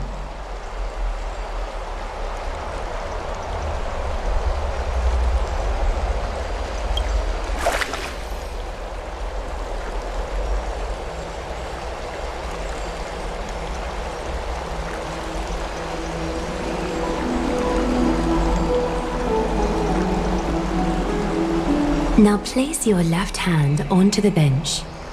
Lift up your arm with your palm facing forward and part your fingers slightly.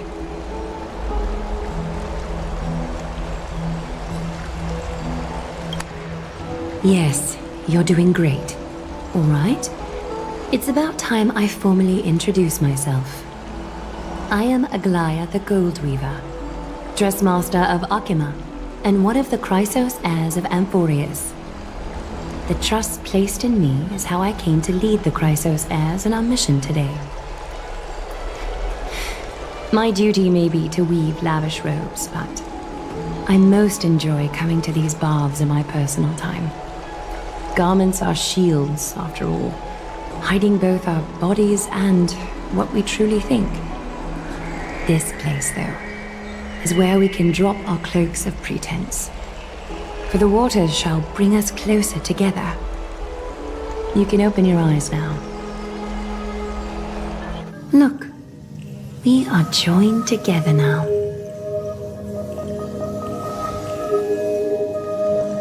You're not wrong to think of it that way. The golden threads of Nestia entwine us, capable of sensing even the slightest quiver. We are bound to speak the truth to each other this way. You will learn the truth about this world from me, and in return, I ask for you to promise me something.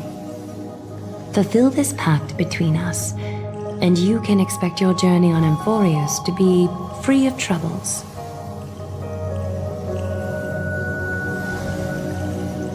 You learned the legends of Amphoreus from those bath sprites a while ago. But that was a sanitized version that spared you from the harsh and bitter realities of our history. The pantheon of titans that once ruled our world has become the very affliction that eats away at Amphoreus. An unfathomable power changed something within most of these titans, inducing their rage and madness. Amphoreus has since fallen into eternal night, the black tide engulfing our world. Akima is now the only city to still receive light, and we owe it to Kefali's protection. The Chrysos heirs gathered here are Amphoreus' only hope. People hail us as heroes, as protectors, and as deliverers. They are counting on us to vanquish the Titans, reclaim their Coreflames, topple them from their thrones, and take their authority for ourselves. It is only upon reclaiming all Coreflames that the miracle of Genesis can reveal itself, granting a new lease on life to this broken world. This is Amphoreus' flame-chased journey. A band of heroes dedicated to slaying the gods and reclaiming the 12 Coreflames for the world to start over anew. With the end times before us, we are expected to lead all of our people toward the summit. Akima needs as many allies as possible to aid us in the upcoming battles. The two of you may be just the reinforcements that the Chrysos heirs have been waiting for.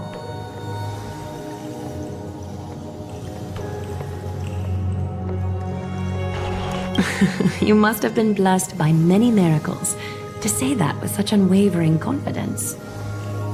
I may be getting ahead of myself, but for Amphoreus, I am willing to take a chance on you. I have laid my heart bare, and in return, I just want you to make a single promise.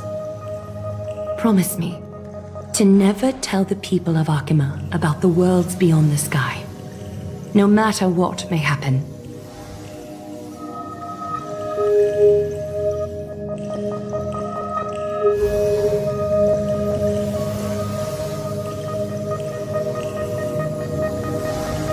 Akima is approaching its end. I do not wish to give my people false hope. Not when we've been badly scarred by it before. Can you promise me that?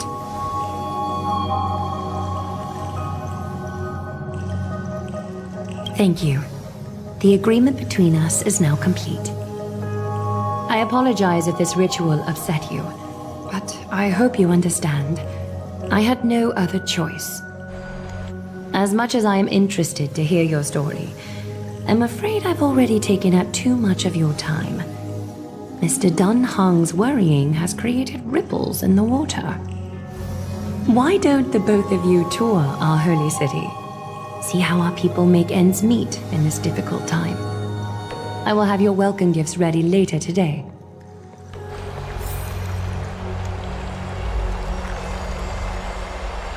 Why don't you and Mr. Dunhung tour our holy city? See how our people make ends meet in this difficult time. I will have your welcome gifts ready later today.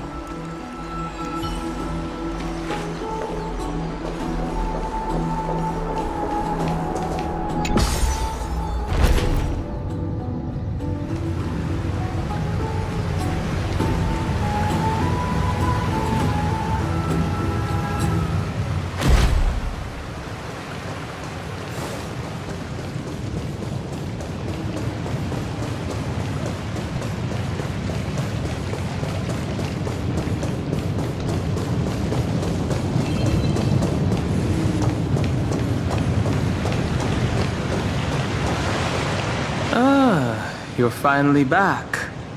What did she say to you?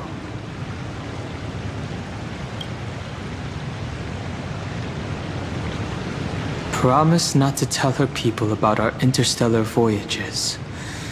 I didn't expect that to be her only concern. Though this is consistent with how Finan was acting when we were at the Abyss. Something is definitely off about this world. Even on a planet as isolated as Eurilo 6, the people still had an understanding of space, and even paths and eons. The sky above Amphoreus, though, is more like a prison. They clearly have advanced technology, so who could imagine that even discussing what's beyond the sky would be taboo? Do you remember the massive chaotic matter concealing Amphoreus from the rest of the universe? I can't help thinking that someone is intentionally keeping Amphoreus hidden. Their titans could also be related to some eon.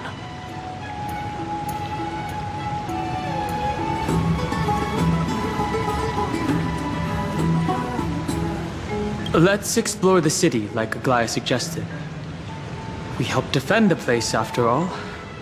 This is a good chance to fish around for information while they still have a good impression of us. We can also take some photos for our records.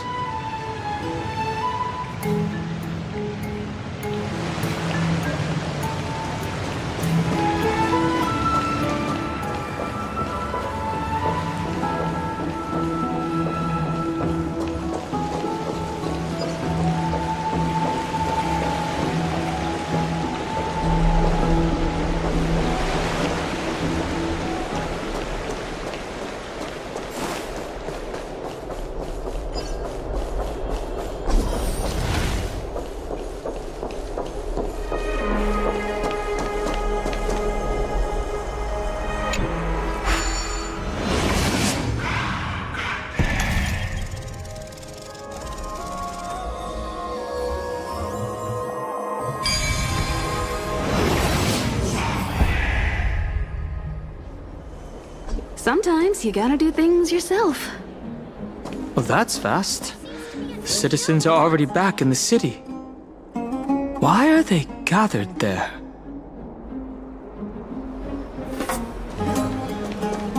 Excuse me. Do you need help? You are... What strange clothing and accent you have. Oh! Are you the warriors that followed Lord Finan back from the frontier?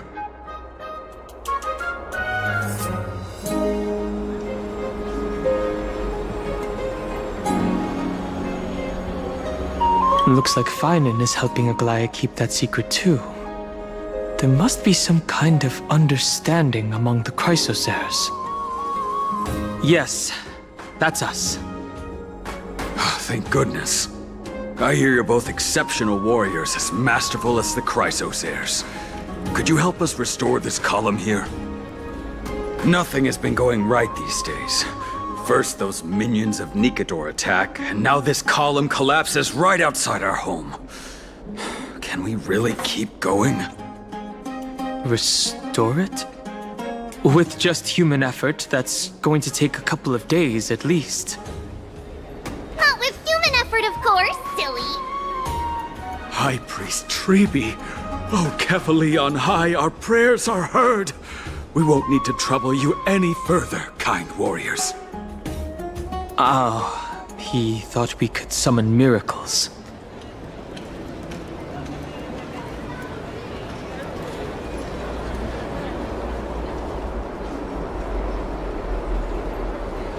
Huh?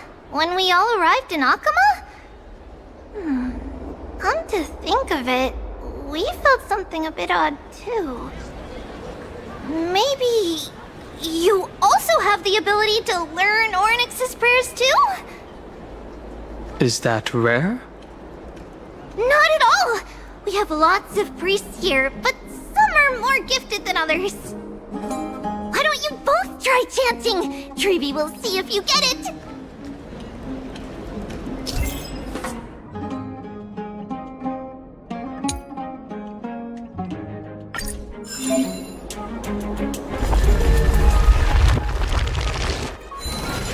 Whoa! You got it on the first try! You're a natural! A miracle. A miracle fresh from the oven. Go, bring word to the bard. Frontier heroes grace Akama. Feats abound right here. I don't seem to be cut out for this. That's okay. There are many others like you. It just means you're meant to be a warrior. Oh, you met Aggie, right? How did your chat go?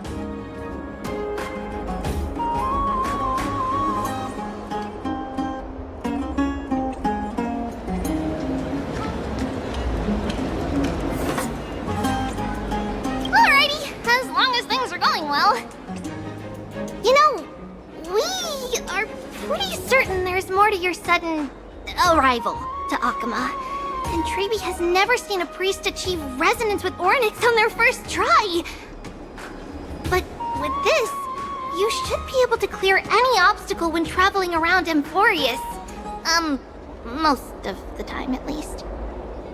Oh, right! We came by to check if you have teleslates with you. It'll be a lot easier to get around Akama with them. Teleslates?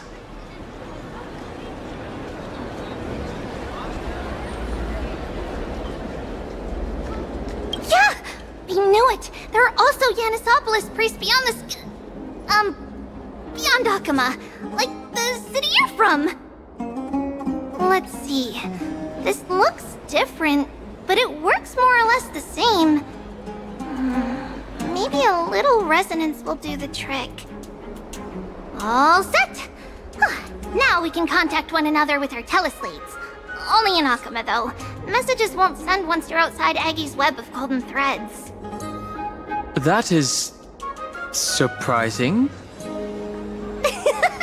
Did you think we were some backwater people who don't understand anything?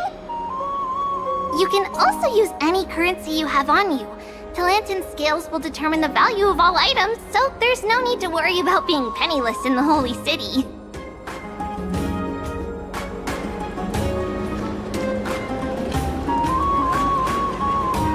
Not if it's just the two of you, but if any of the council elders happen to ask, it's our little secret. Okay, time to get back to work. Have fun exploring the city. We'll see you two later. The list of inexplicable things only gets longer. Look, someone's on the roof. That should be a good vantage point to photograph the city. Let's find a way up. A miracle. A miracle fresh from the oven! Go, bring word to the bard! Frontier heroes grace Akama. Feats abound right here!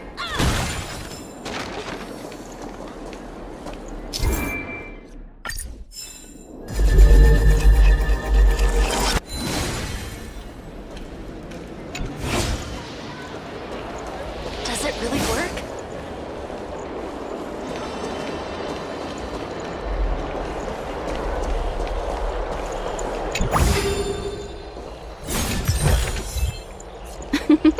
Oh, how nice.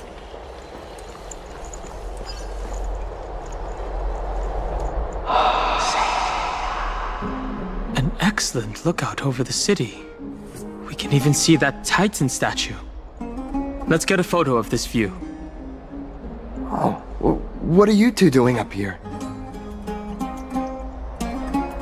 I know you. Oh, you're the heroes who helped defend our city, right? I, Damionis, saw your valiant figures in the battle. Ah, nice to meet you. We're soldiers from a faraway city. It's our first time in Akama, so we thought we'd find a nice vantage point to, capture... to remember this city and its sights by. Oh, you mean to say take a photo, don't you?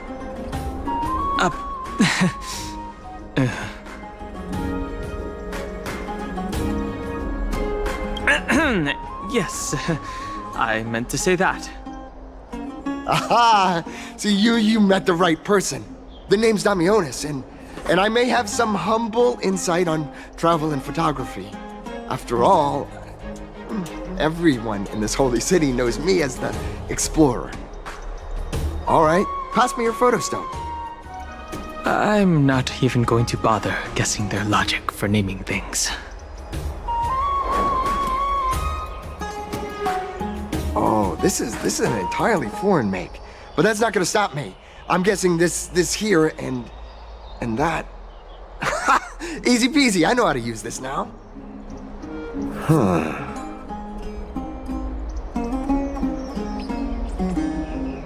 Oh, it's no biggie. Okay, strike your poses and look this way. And we're done. Here, have a look. Huh. Not bad.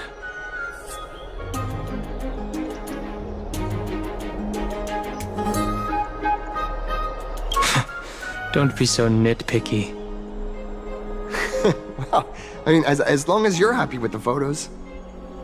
Say, I've been wanting to ask you guys something. I didn't think I'd actually get the chance, but you're not really from another city, are you? I don't think I understand your question. I've heard some things here and there. I mean, refugees that just came into the city are saying that the people Lord Finon picked up are from beyond the sky.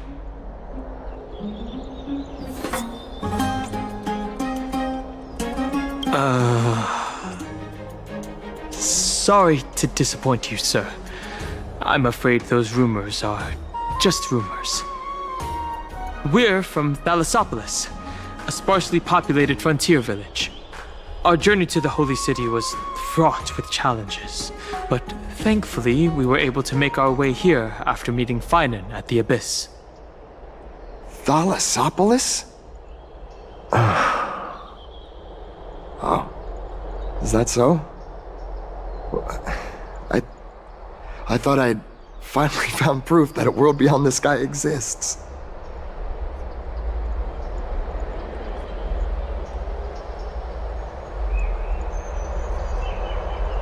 Hey, remember the agreement? It doesn't matter. At any rate, thanks for your help, warriors of Thalassopolis. Akama welcomes you.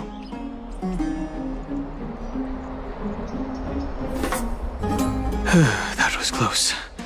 But I have a bad feeling about this.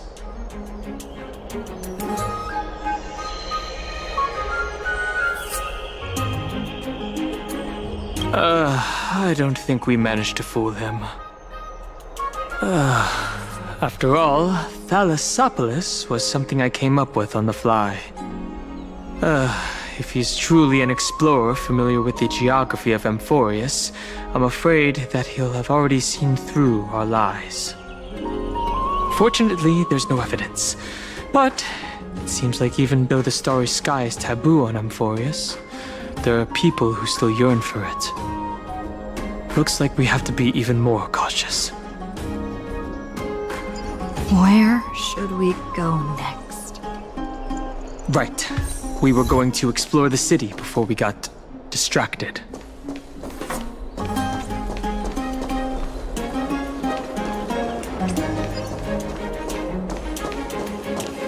Eyeless. My cherished Eyeless. Nympha. My beloved Nympha. Let's leave Akama. A place for just the two of us.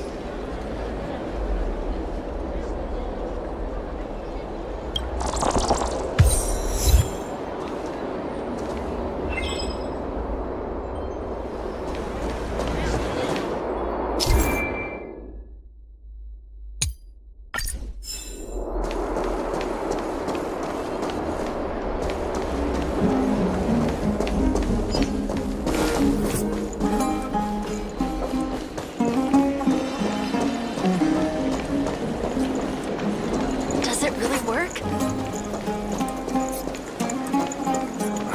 These roots aren't very good quality.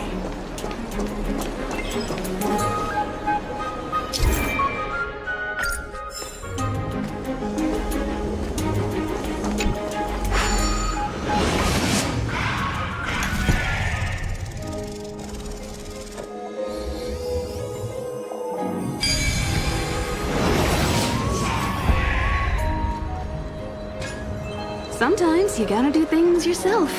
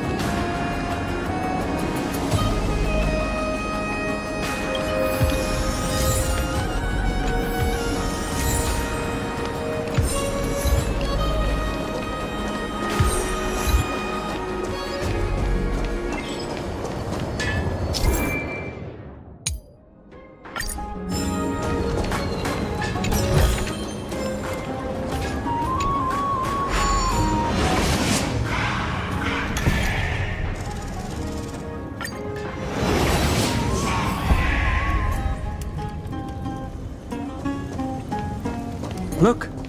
Finan is over there. Out of the shadow of the past, you've not stepped, Chrysos heir. The weight of the Coreflame, if you wish to bear, you must bury the past. Suspend the pain. I'll try my best, Cartonis, but why keep mentioning it if you already know I can't do it? Here, your guests are. You two. You're back much quicker than I imagined.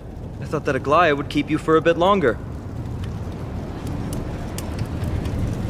Here you go. This is the compensation I previously mentioned. I asked the most famous Grand Craftsman in the Holy City to repair your spear.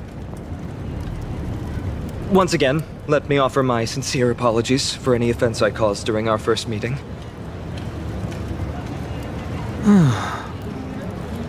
Judging solely from its exterior, I cannot see any signs of damage.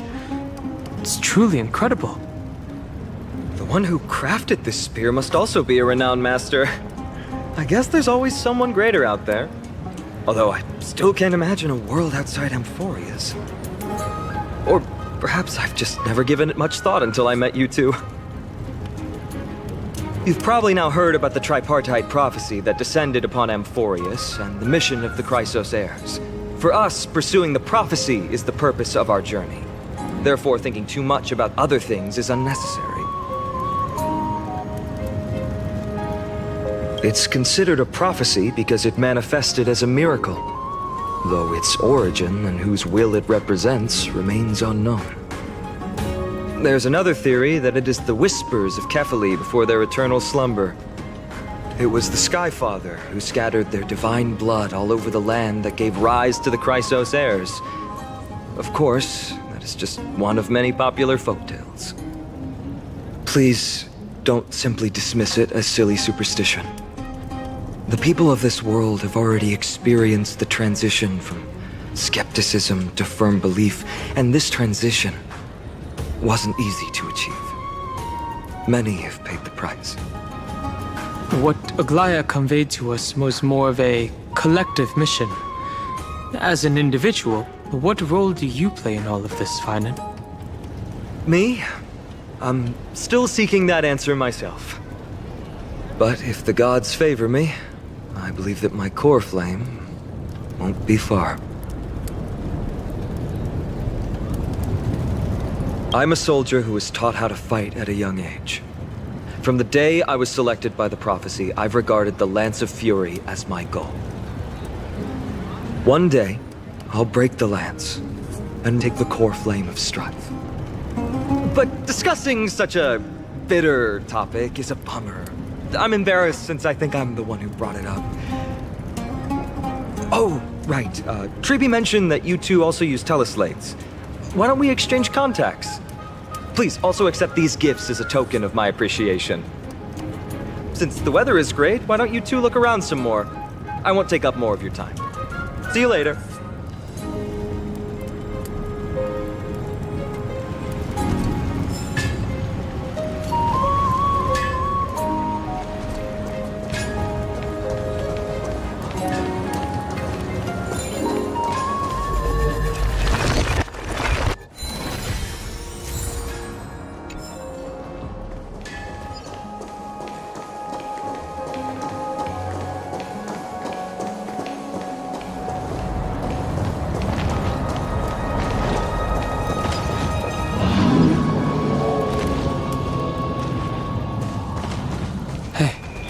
That's the lady we encountered previously. Ah, it's our two distinguished guests. Welcome to the dwelling of the Dromeses. Well, I'm also just passing by.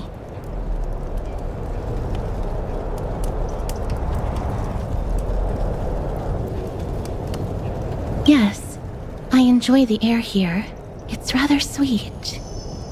Full of the fragrance of life.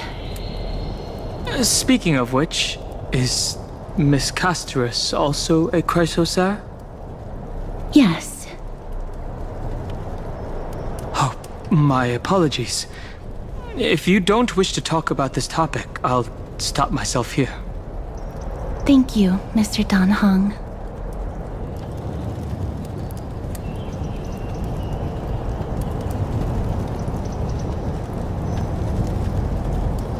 No, thank you. Unless you wish to make things worse. Oh, this child looks hungry. Since you are here, do you two want to try feeding the Dromeses? Their feed is dry red soil and it's very clean. There's some over there. Their feed is dry red soil and it's very clean. There's some over there.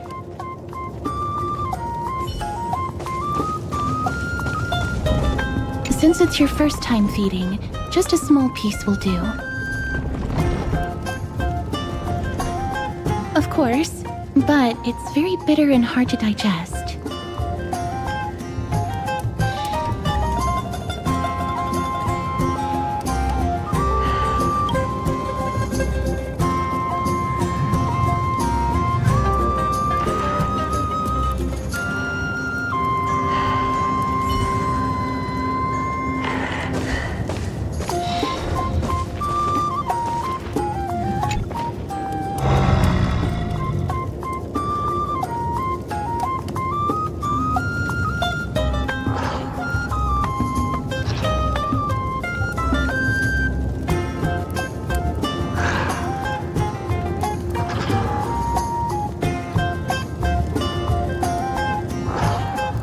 That's not going to happen.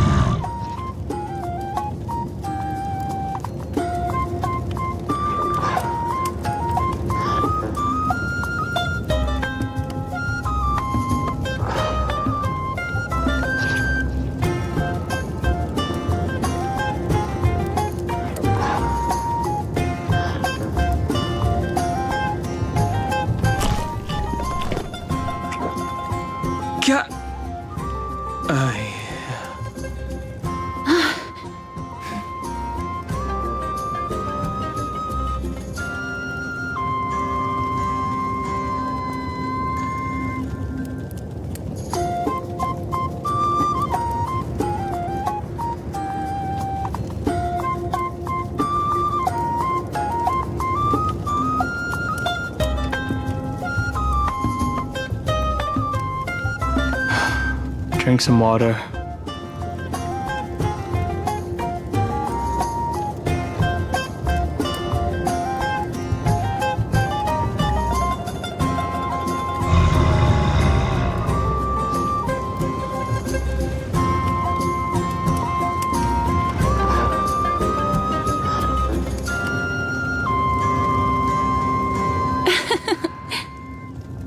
That was a little unexpected. Don't worry, there's a lot more feed over there. Just go get another piece.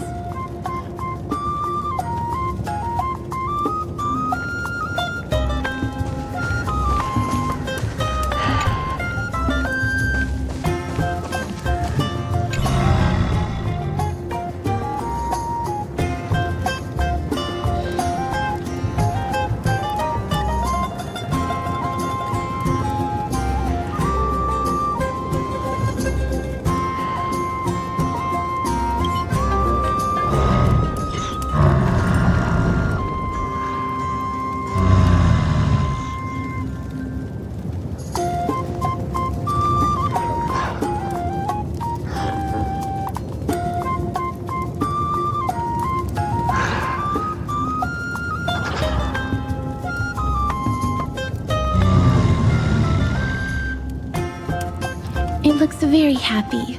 Perhaps you could try petting it?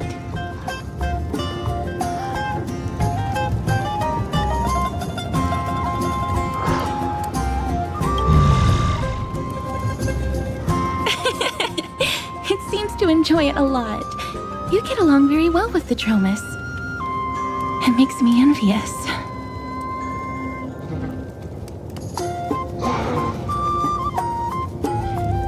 Me? No thanks. It's all right. Miss Casterus, are you concerned about something? Since we've just arrived in this area, we hope to build closer relationships with everyone through our actions. Please don't misunderstand. When you helped Akama, you already showed ample goodwill. It's just that I am not too good with social contact, regardless of whether it's with people or with these children. So please don't take it to heart. All right. Take a photo of the Dromus as well. It's rare to encounter such an amazing creature. Would you two like a photo with this child? In that case, I might be able to help.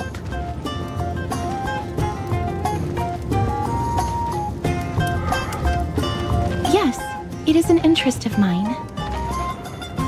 All right then. Thanks for your help. No problem. Please place the photo stone on the ground.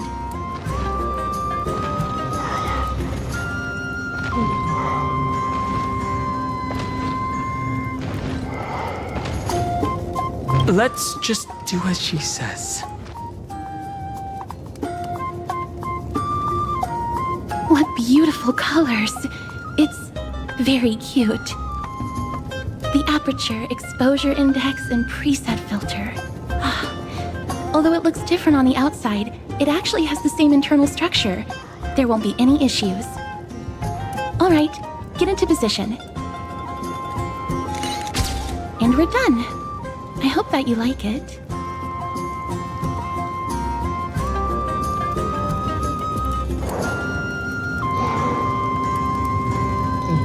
Oh, but what's the reason behind using the black and white filter? My apologies. It's just personal preference.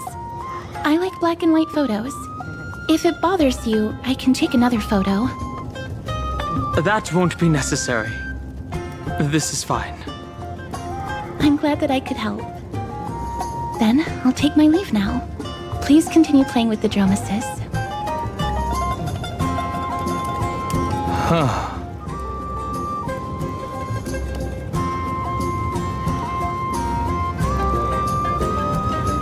You could say she's not very talkative? No, that's not it. She's just a little elusive. Even when we came across her previously, she avoided having physical contact with others. These Chrysosers all have wildly different personalities. In comparison, Finan seems like the most normal one.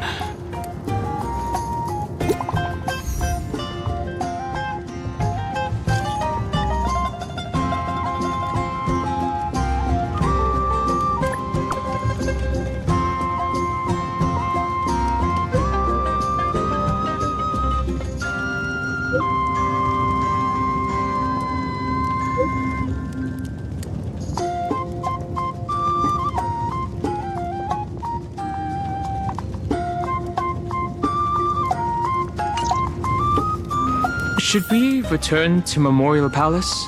Or do you want to wander around for a bit more?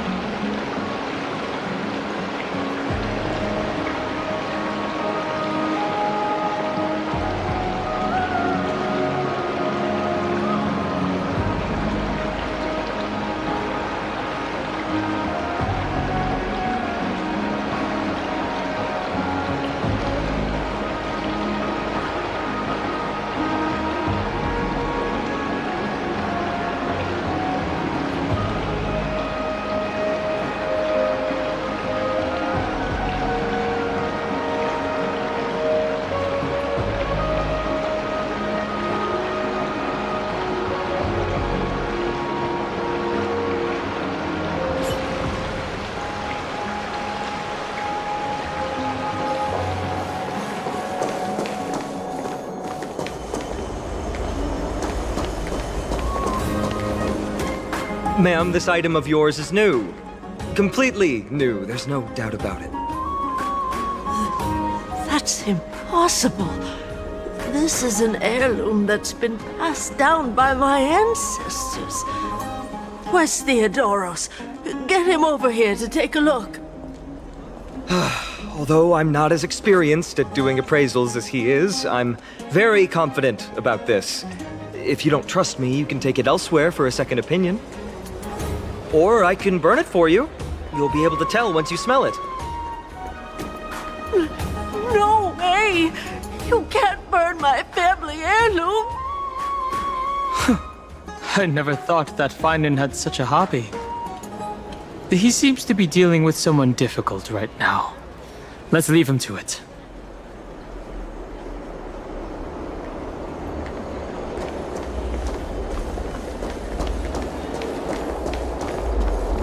It's about time you do some exercise.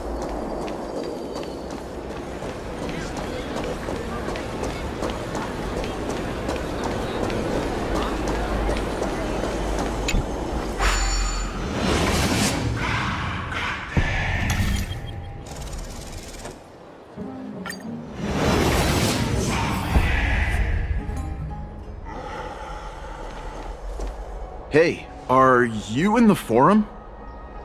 Forum? Which one? The one about the rosy celestial maiden? It's getting more popular by the minute. I don't see you in there yet. Hurry up! It's filling up quickly. Rosy Celestial Maiden? Forum? I have a strange feeling about this. I hope that it's not what I think it is. Let's go take a look.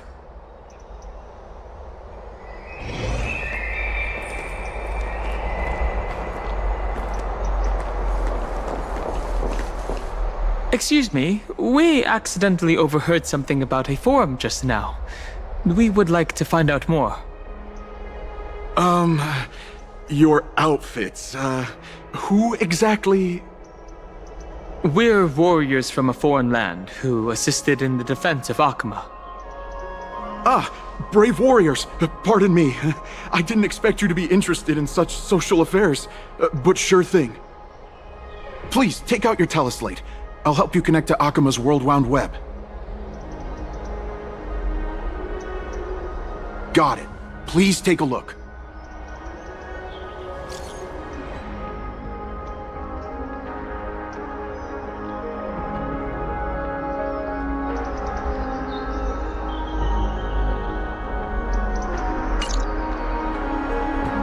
Oh no. That Damionis guy who took a photo for us. It must be him.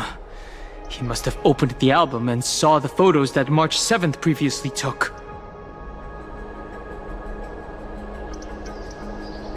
That's beside the point. There are more than 100 people in here. Although no one believes what Damionis is saying now, we don't know what he'll do next. If the situation gets out of control, the consequences might be disastrous.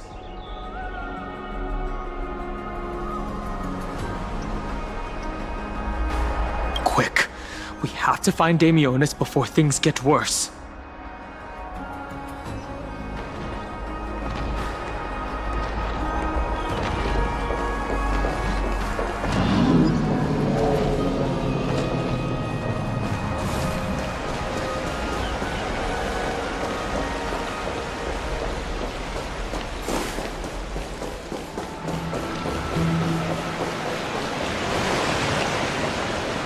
So many people all of a sudden. At a time like this, why not ask around?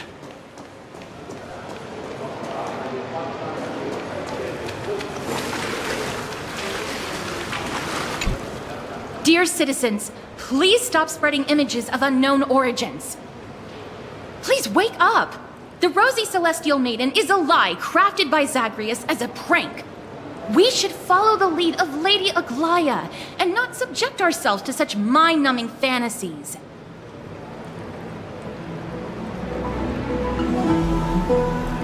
Damionis, that explorer who thinks very highly of himself, I've heard of him, but have never met him in person. Others have said he's completely crazy. Rosy celestial maiden, a world beyond the sky. What's that commotion?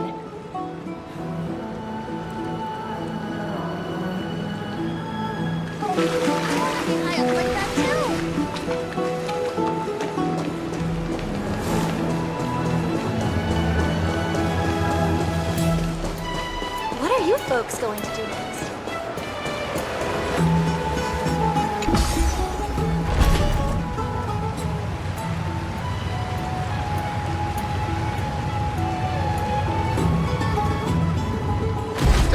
Stop chasing after me! Don't come any closer! It's really Damionis. Let's give chase. He's running toward the Garden of Life. Give chase! That guy barged into the What's all this fuss? Can't a guy run his business in peace?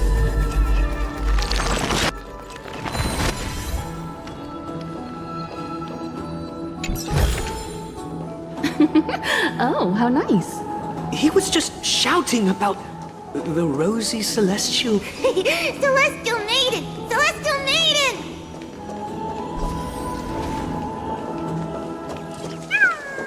Citizen, calm down. Don't do anything foolish. This is the Garden of Life, the holy ground of the Bow of Rift. Are you trying to defile the gods? Defile the gods? No, you guys are completely wrong. The wise Circes will be proud of me. Just watch.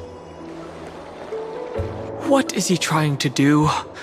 Let's get closer and take a look.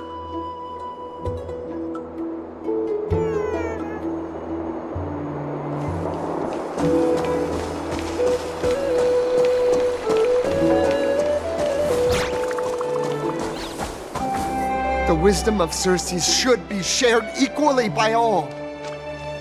I, Explorer Damionis, shall put on these wings today and touch the sky, proving to everyone that a world beyond the sky exists. Wings? That's right. Right here, right now. That is a giant flying amphora! You're going to fall to your death! Ridicule me all you want. I shall prove myself and remove all doubts.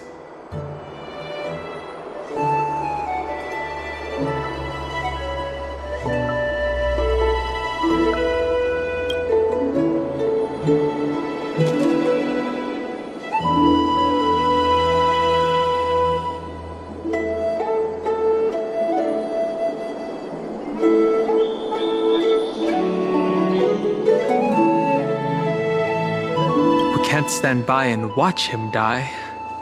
Let's go. You two are the distinguished guests of Lady Aglaya? Mr. Damionis, please calm down. Don't act rashly. My dear friends, I know that you must have your own reasons to hide the truth. I shall not make things difficult for you. But thank you for showing me the image from beyond the sky. Now I shall embark on this earth-shaking undertaking. Damionis always follows through on his words.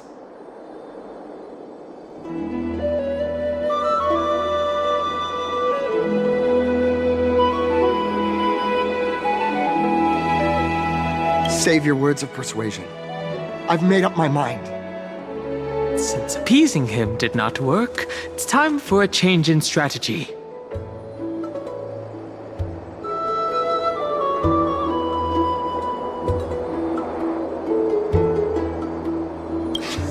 My friend, your tone has betrayed you. I understand that you're trying to persuade me to stay. A clever fool. That's how to describe people like him, right? I'm almost moved by his persistence. Save your words. Aquila, feel my wrath! We're running out of time.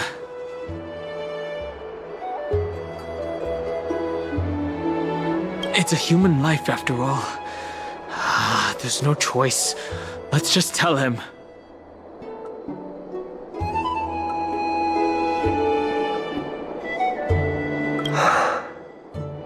What did you just say? So, I was right? You really are from beyond the sky? We are bound by a pact. I cannot reveal the truth to you. A pact? Ah! So that's why he called you distinguished guests of Aglaya. Damionis, we're taking you in for an interrogation.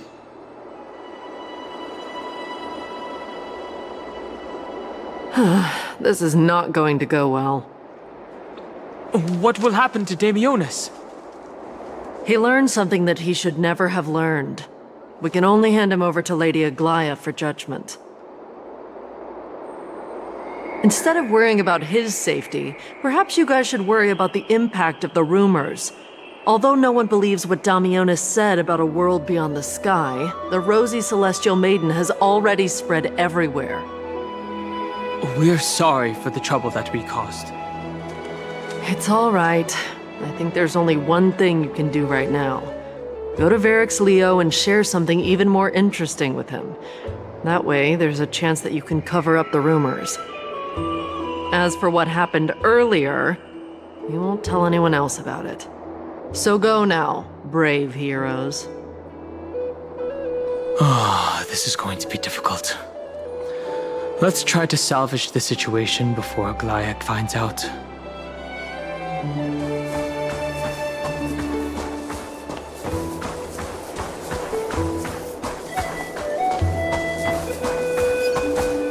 What's this? It looks like one of those mannequins in the clothing stores of Penacony. There's also a butterfly? Is that a fashion accessory?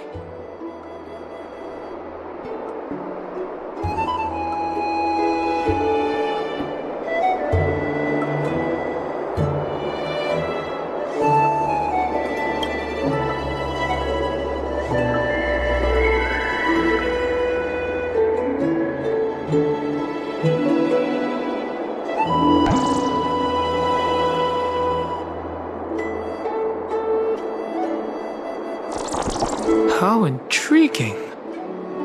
We should catch these nymphs the next time we encounter them. Perhaps they can help us better understand Amphoreus.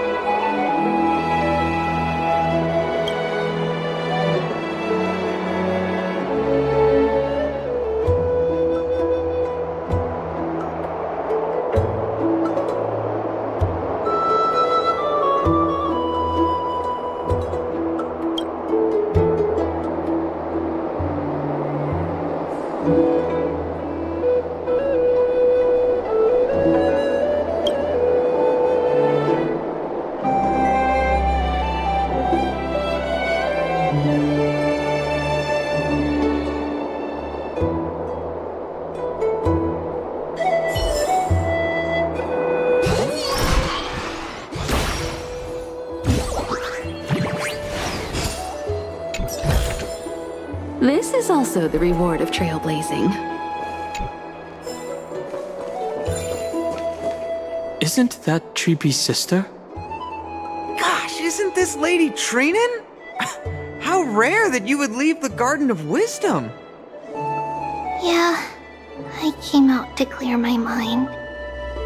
Then you've come to the right place.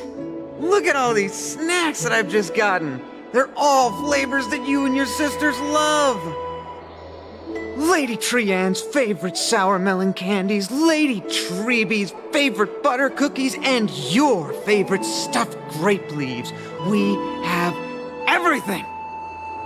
Oh, that's indeed tempting. Since we haven't solved the Rosy Celestial Maiden problem yet, let's avoid the Chrysosaurs for now.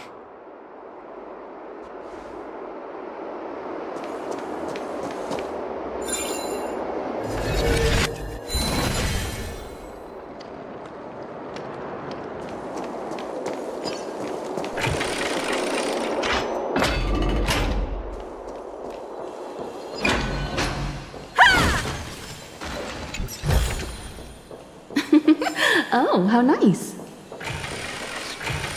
The spirit thief. Varric's Leo should be nearby. Be in awe of Georgios.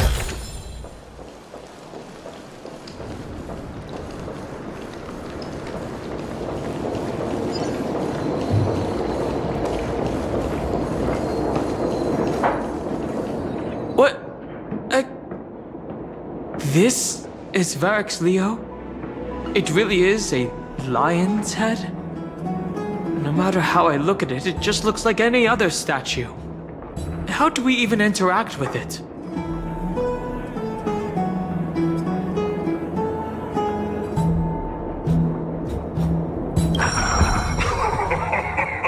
Look who came to visit this mighty lion. Aren't you Akima's two new friends? The brave warriors from a faraway place. It's an honor to meet you.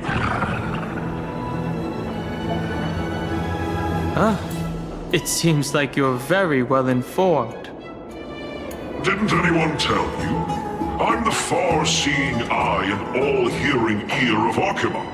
I see and hear every single thing that happens in the streets and alleys of this place. We would like to request your help. Currently, rumors regarding the Rosy Celestial Maiden have spread throughout the Holy City. Brave warriors, I'm afraid that I won't be able to help with that. Rumors? As long as the citizens like it, who cares about whether it's true or not? However, the way you two are trying to stop it from spreading further, could there be some other reason? How about sharing it with me?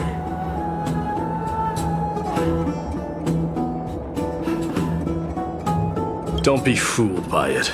This lion loves engaging in gossip and rumors. A few days ago, when people were besmirching my tribe's honor, didn't you also turn a blind eye? Isn't this Lord Mighty? How have you been lately? The face of a lion, but the courage of a soulless hyena. You and your brothers will do anything for the sake of entertainment, even encouraging despicable acts such as fabricating history. There's no limit to how low you would stoop. How could you call that a fabrication? At most, it's just a little reinterpretation, artistic reinterpretation. Shut it. Do as they say. Otherwise, I'll turn you into iron dust with my bare hands. You got it. I'll fix that right now. I assure all of you that from now on, you'll no longer hear the words Rosy Celestial Maiden.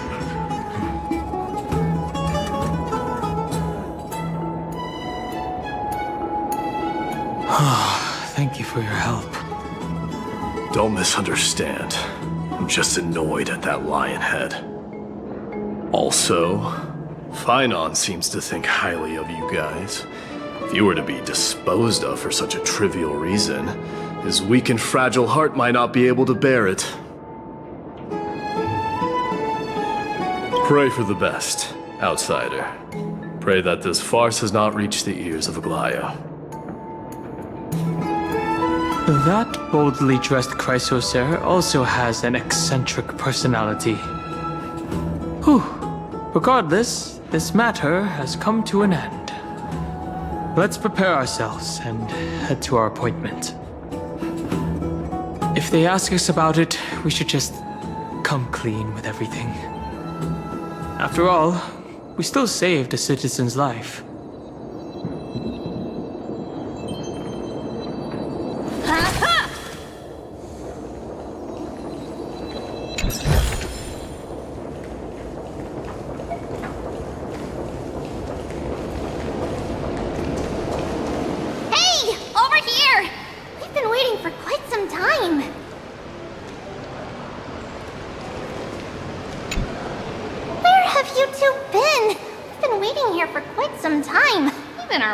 Tired. We, encountered some trouble. But thankfully, everything has been resolved.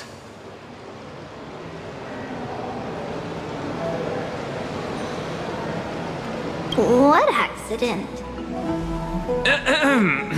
It's nothing. Don't worry about it. What a strange thing to say. Anyway, let's go. I hope Aggie isn't annoyed from waiting too long. I'm even taller than Kefali now.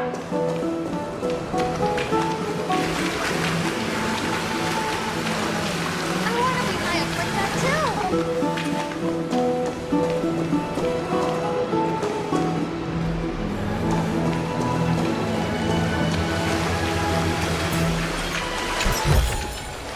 This is also the reward of trailblazing.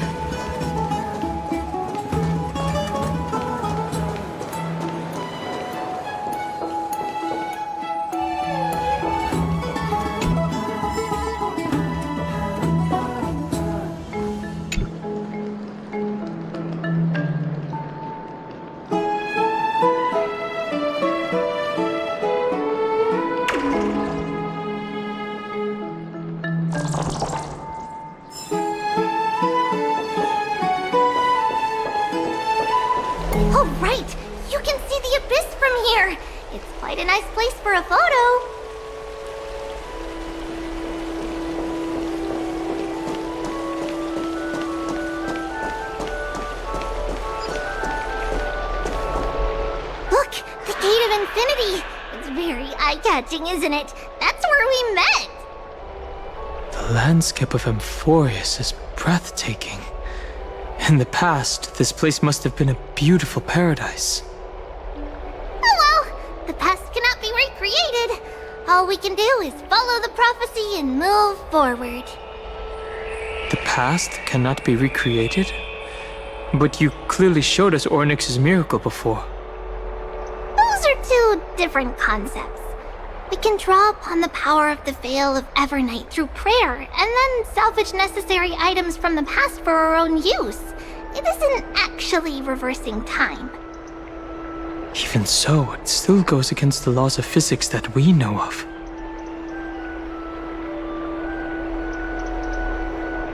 Even gods have to obey the underlying laws of the world. I'm still trying to understand Amphoreus' laws. We'll take photos later. Let's go and meet Aglaya now.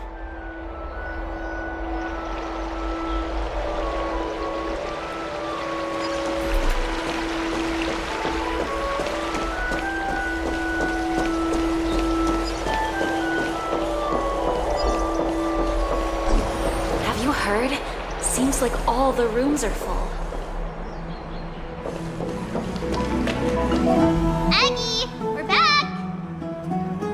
price for your hard work. Is there any news from Trian? Not yet, but we've already figured out where the deserters are headed to. With a little more time, we'll be able to track down the location of Castrum Kremnos.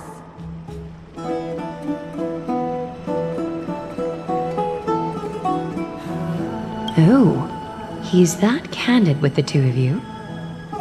Castrum Kremnos, both Nikidor's territory and their current abode, is a moving city-state enveloped in fog.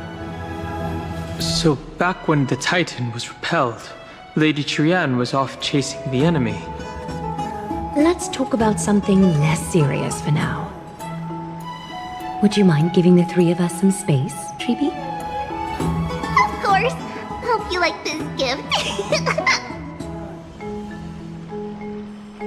As Treeby mentioned, the both of you spared no effort in protecting the holy city.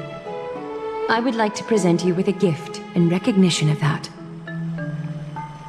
If you are to stay in Akima, you'll need a place to rest. This gift will address your troubles.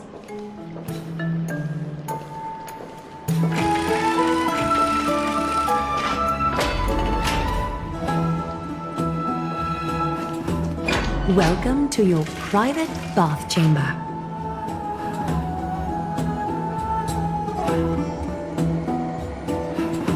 While it's hard to compare them directly, this place is indeed more spacious, and the decor is quite impressive. I'm glad that you're satisfied with the arrangements. Here, take some time and get to know your surroundings.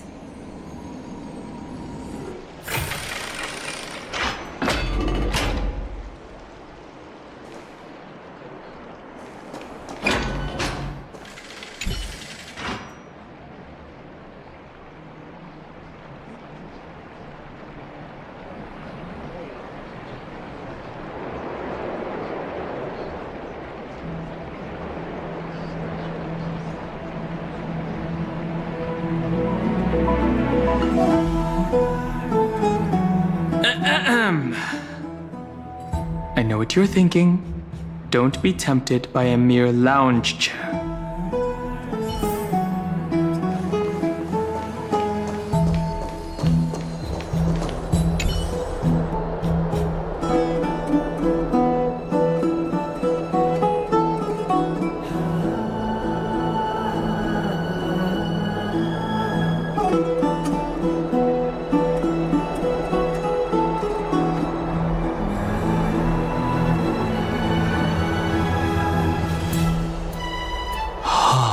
This view is absolutely breathtaking.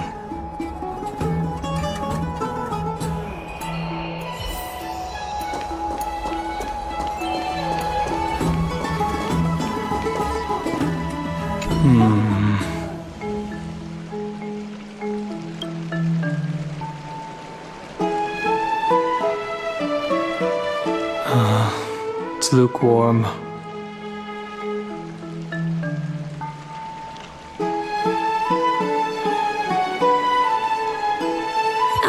Finished exploring? I still have one last special gift for you. Come this way. I'll explain it to you.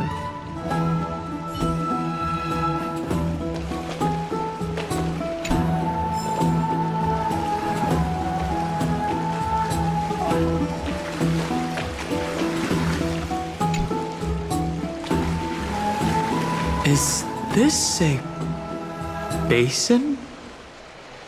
It looks like something used for rituals.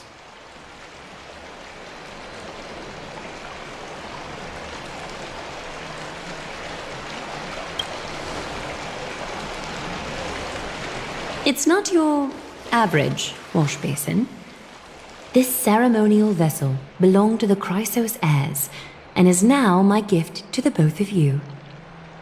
You have learned, to some extent, about the history of Amphoreus and of the holy city Akima. Now, I wish for both of you to witness the journey of the Chrysos heirs for yourselves.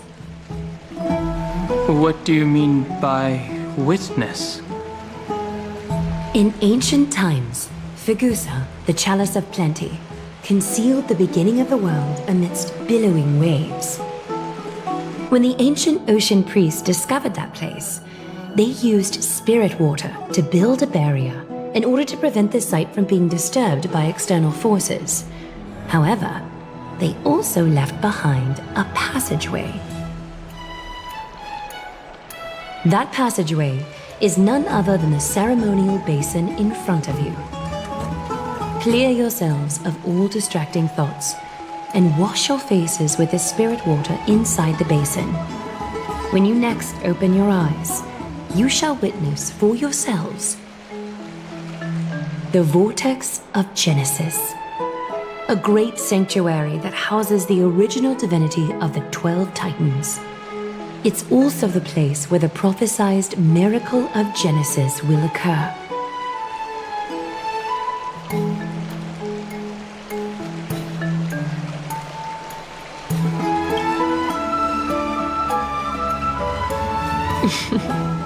For your first time, I shall personally guide you into the depths.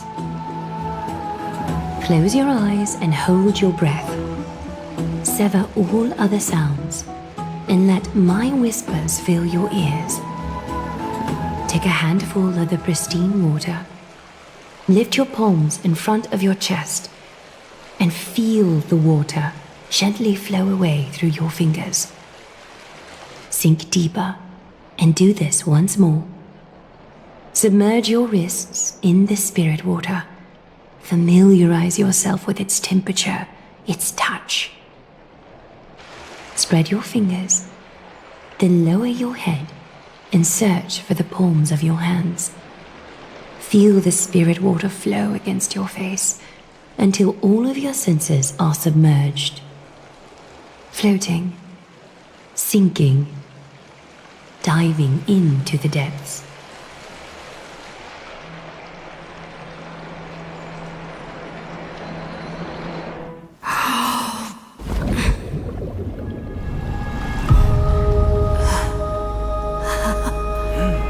You now stand at the heart of this world.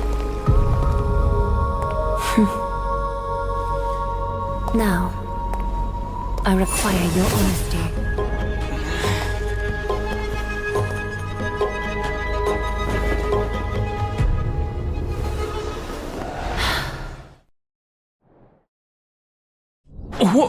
What is the meaning of this?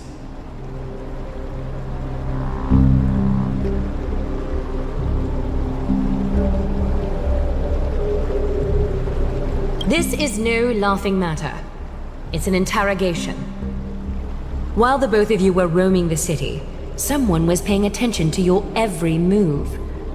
Unfortunately, you have broken your promises. So, you are indeed aware of our transgression. However, we only did so to save a life. The Holy City's fate is as fragile as thread. I must exercise prudence in order to eliminate sources of potential disaster. I will grant the both of you another chance to mend our broken trust. The golden thread shall judge on my behalf. If you're truthful, you will live. Else, you will perish. We meet again, distinguished guests. Castorus will be your executioner. Lady Aglaya, it is undeniable that we broke our agreement out of carelessness. However, you never explained to us how revealing that a world beyond the sky exists would lead to dire consequences. What I want to know is, exactly how grave a crime have we committed? A reasonable request. It is indeed my oversight for failing to tell you everything in time. There have always been people in Amphoreus who looked beyond the skies. Indeed, there used to be a tyrant nation that spared no expense in constructing skyships, with a desire to break through the blue sky and reach the stars. However, Aquila's divine punishment fell the instant the fleet of skyships took flight. An entire city-state, along with all of its subjects, was reduced to ash in that moment. It's not that Amphoreus is unwilling to head toward the stars. Yet, anyone who even thinks about breaching the firmament would undoubtedly infuriate the gods, causing this land of the living to burn, and an entire nation of mortals to perish. The Eye of Twilight is only one example of this. This is forbidden territory which can never be ventured into.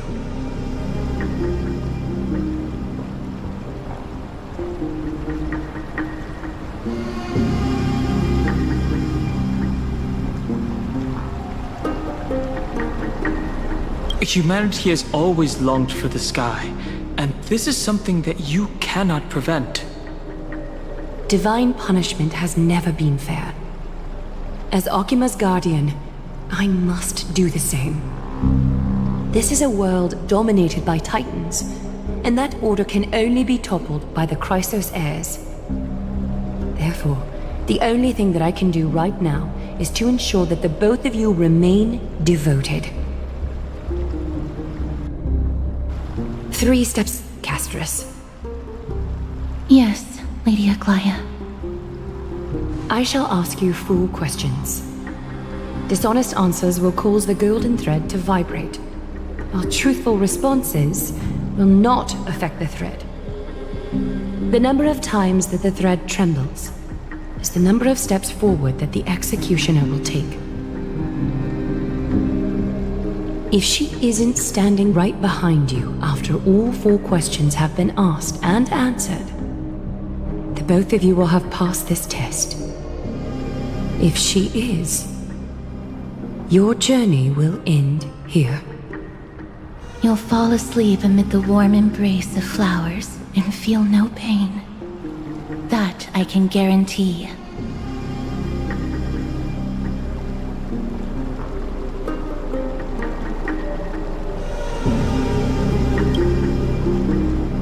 Regardless of what she says, we'll be fine as long as our consciences are clear.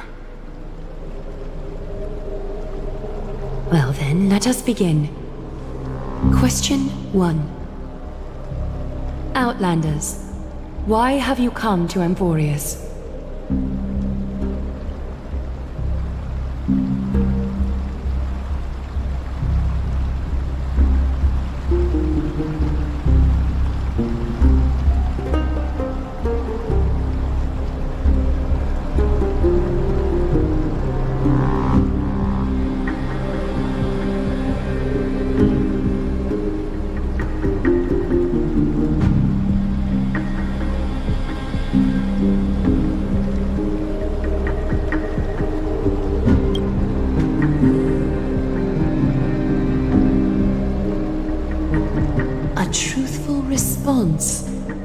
A step will not be recorded. Question 2. Outlanders, why did you lend your aid to Akima?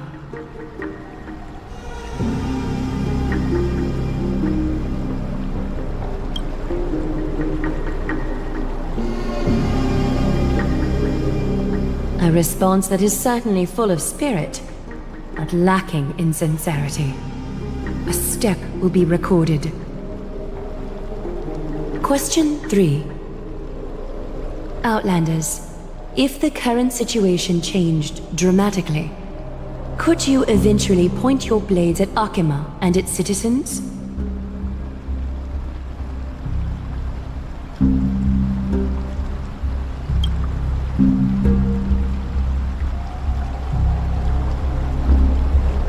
Although you attempted to make a promise, your resolve didn't match your response. A step will be recorded. Final question. Outlander. An unknown but surging power exists within your body. Are you willing to use it to aid the Chrysos heirs in slaying the gods?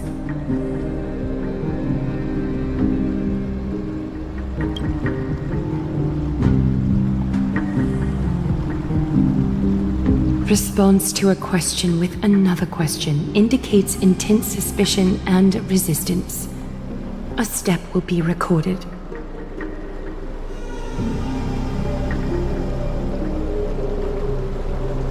All 4 questions have been asked and answered. The golden thread has exposed your hesitations. Regrettably, the both of you have failed the test. While you may be a ray of hope that fell into Amphoreus, you may also be a threat to Amphoreus.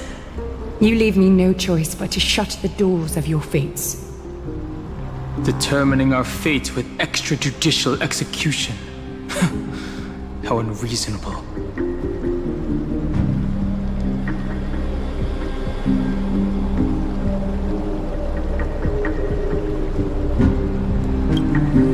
I don't think anybody will be able to hear our cries, given where we are right now. For the Holy City, I am willing to bear all the traits that others despise, and use every heartless yet effective trick in the book.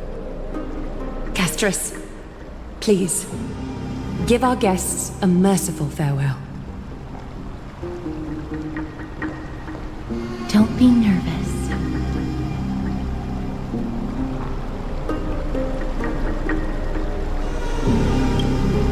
Please, relax.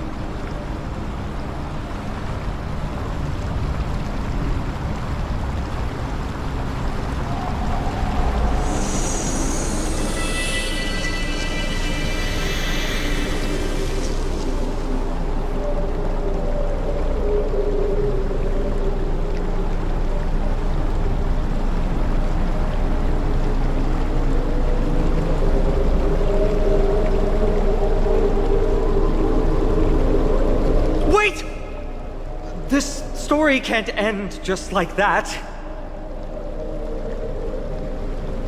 Finan?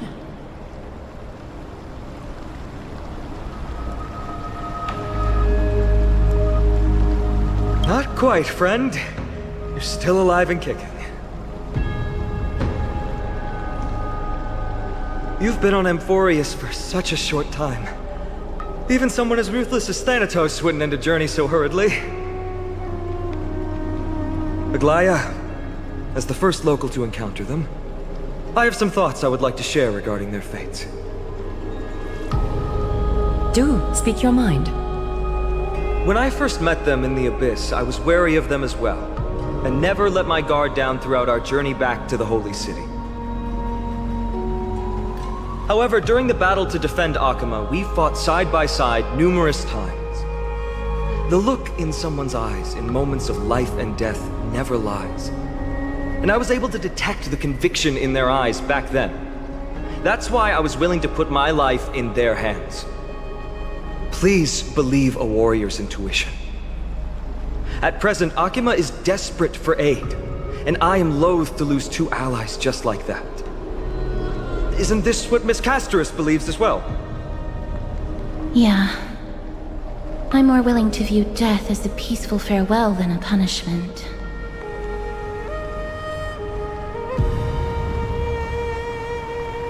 I see. So 2 crisis heirs are willing to vouch for you. It seems my actions were too high-handed. Finan, will you fulfill your duty as host and look after our distinguished guests? Well, I'm not good at formalities. I'll do my best. Cass, next time, I hope you will express your thoughts openly. I will. Now, it's time to welcome the newcomers to the Vortex of Genesis. As you both have chosen to trust these Outlanders, ensure they are adequately informed about the mysteries concealed within. Hold on. You seriously still expect us to help you after what we just went through? Forgive us, but I'm afraid our cooperation cannot continue under these conditions. If we cannot gain people's... No. If we cannot gain your trust, Lady Aglaya, we'll depart. Amphoreus isn't the only option for the Nameless. Things don't have to end on a sour note between us. Regardless of your choice, the Chrysos heirs will continue to follow the path in the prophecy. Finan's words have convinced me to make an exception for you. Whether you stay or go after this is for you to decide. Sorry, should have gotten here earlier. Please, hear me out before you make up your mind.